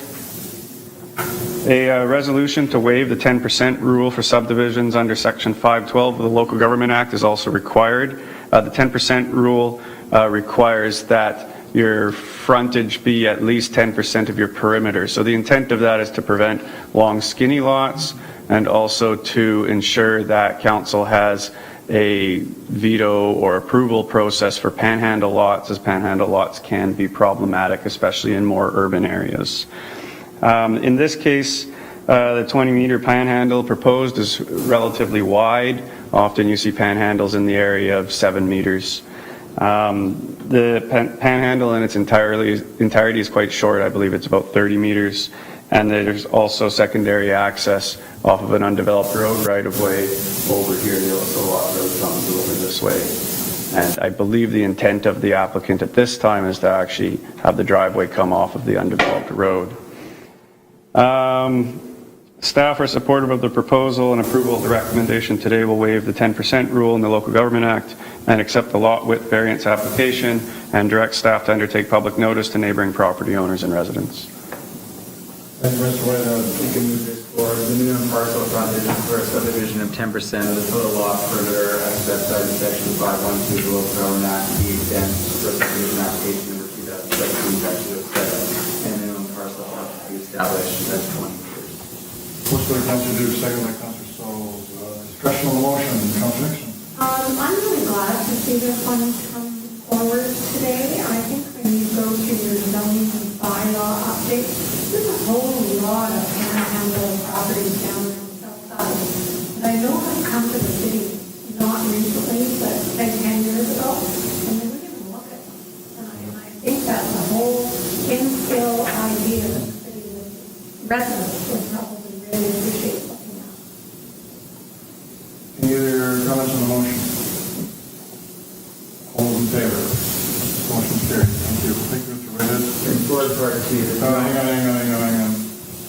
Councilor? He was saying, is this part I that you're bringing forward? I was bringing in part 2, D2. Oh, sorry. I thought we were going to E and checking for conflict.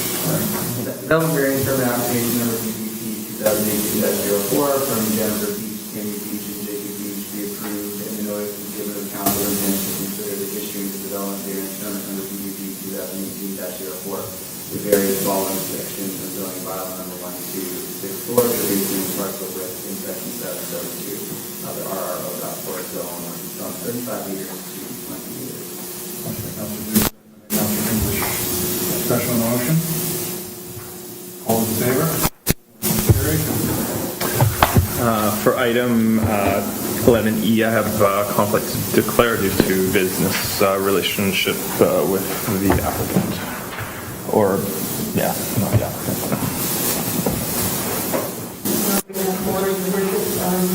The city council recommends the CSRD board of directors that $55,000 be allocated from the economic opportunity fund towards the residential insight strategy budget.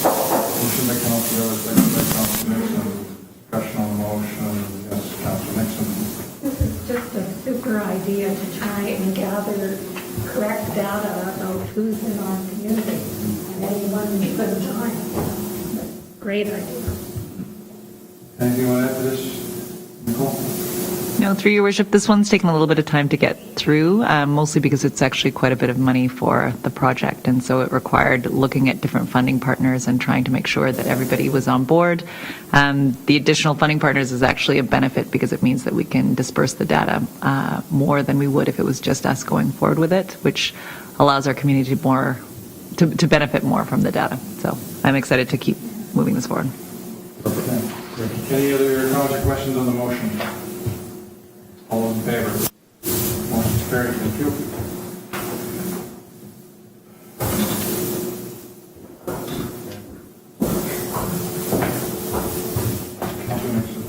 I'll bring forward, Your Worship, that the 2017 Annual Development Cost Charges Report be received. Motion by Councillor Nixon, second by Councillor English. Discussion on the motion. Councillor Nixon. It shows that our development cost charges cookie jar is empty. Really empty. Good way of looking at it. Any other comments or questions on the motion? All those in favor? Motion is carried. Public Works.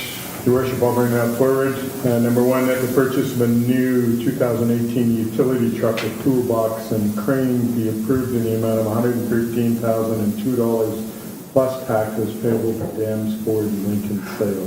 Motion by Councillor Saul, seconded by Councillor Nixon. I have a question to staff, is that did we not get any local bids on this? Your worship, we did not. Any other comments or questions on the motion? Councillor Nixon. The local company will provide some of the warranty work on it, will they? Your worship, yes, that's the intention. As noted, the price difference was $500 between Dam Ford and Maple Ridge. But given that Ford is a local dealership, definitely they'll be able to provide a warranty and parts and service. So even though the Ford truck was not the lowest bid, we thought for $500 we wouldn't see any controversy with that. Given that, we can definitely support the local dealership, even though we didn't provide a bid. Okay. Any other comments or questions on the motion? All those in favor? Motion carried. Part number two, would be approved in the amount of $104,385.72 plus $10,000 for our used trade-in. Total purchase price of $94,385.72 plus taxes payable. Equipment. Motion by Councillor Saul, seconded by That's on the motion, Councillor Saul. This is buying a new Zamboni. They won't let me drive the old one. I'm concerned that they won't let me drive the new one. But it's something that's needed. Yeah, absolutely. Great idea. Thanks. Any other comments or questions on the motion? All those in favor? Motion is carried. Of course, we have a letter from the North County Environmental Society regarding the Royal Stork Mountain Resort Master Plan update. Should anybody else take any action on that? I think that will come forward at the environmental committee. In communications, does anybody want to bring anything up out of the Social Development Committee minutes of May 18th? There was a resolution, there was a resolution in there regarding cannabis, but I think that was already brought forward. Yeah, I think before we kudos to the work with the Social Development Committee. I heard at another meeting recently that people are feeling much more that Social Development Committee is a think tank for social issues in our community, and they're finding a voice to express what they're thinking and what they see. And I think that people are feeling really grateful for that committee.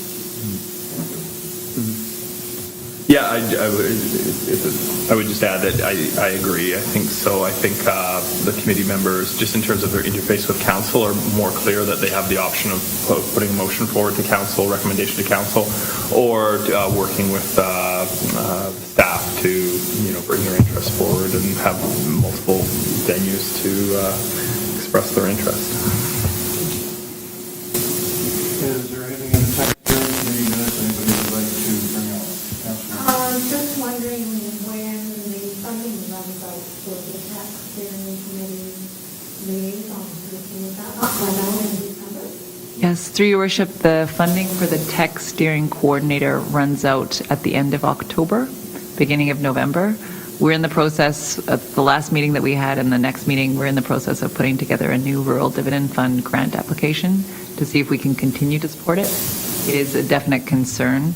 I'm bringing something forward for the next meeting regarding our tech and our Fab Lab and everything. It's a major focus of development for my office, and there's other ways of funding it, but we have to keep looking at what those are. We do have some funding associated with the Fab Lab that can double to help provide some of the support that the tech coordinator is currently providing, but we still need to look at that tech coordinator position. Anything else out of the tech steering committee minutes that anybody would like to bring up? Advisory Planning Committee Commission minutes of July 3rd. Questions from media? Yes. Just in terms of going back to the DCC stuff, and just the discussion on Monday now, in terms of stakeholder and Committee of the whole on Thursday, by the way. Sorry, committee of the whole, yeah. Stakeholder, public input, and engagement. When is the next for the public and stakeholders, or when might they have another opportunity to give feedback? I would say very soon after Thursday's meeting, and I think that'll be one of the topics that we're going to be talking about, how extensive and what form that interaction is going to take. Anything else? Nathan? Okay. Looking for a motion pursuant to section 9.1 ACDG Community Charter Building Camera, English, Orlando, all in favor, motion carried. Thank you.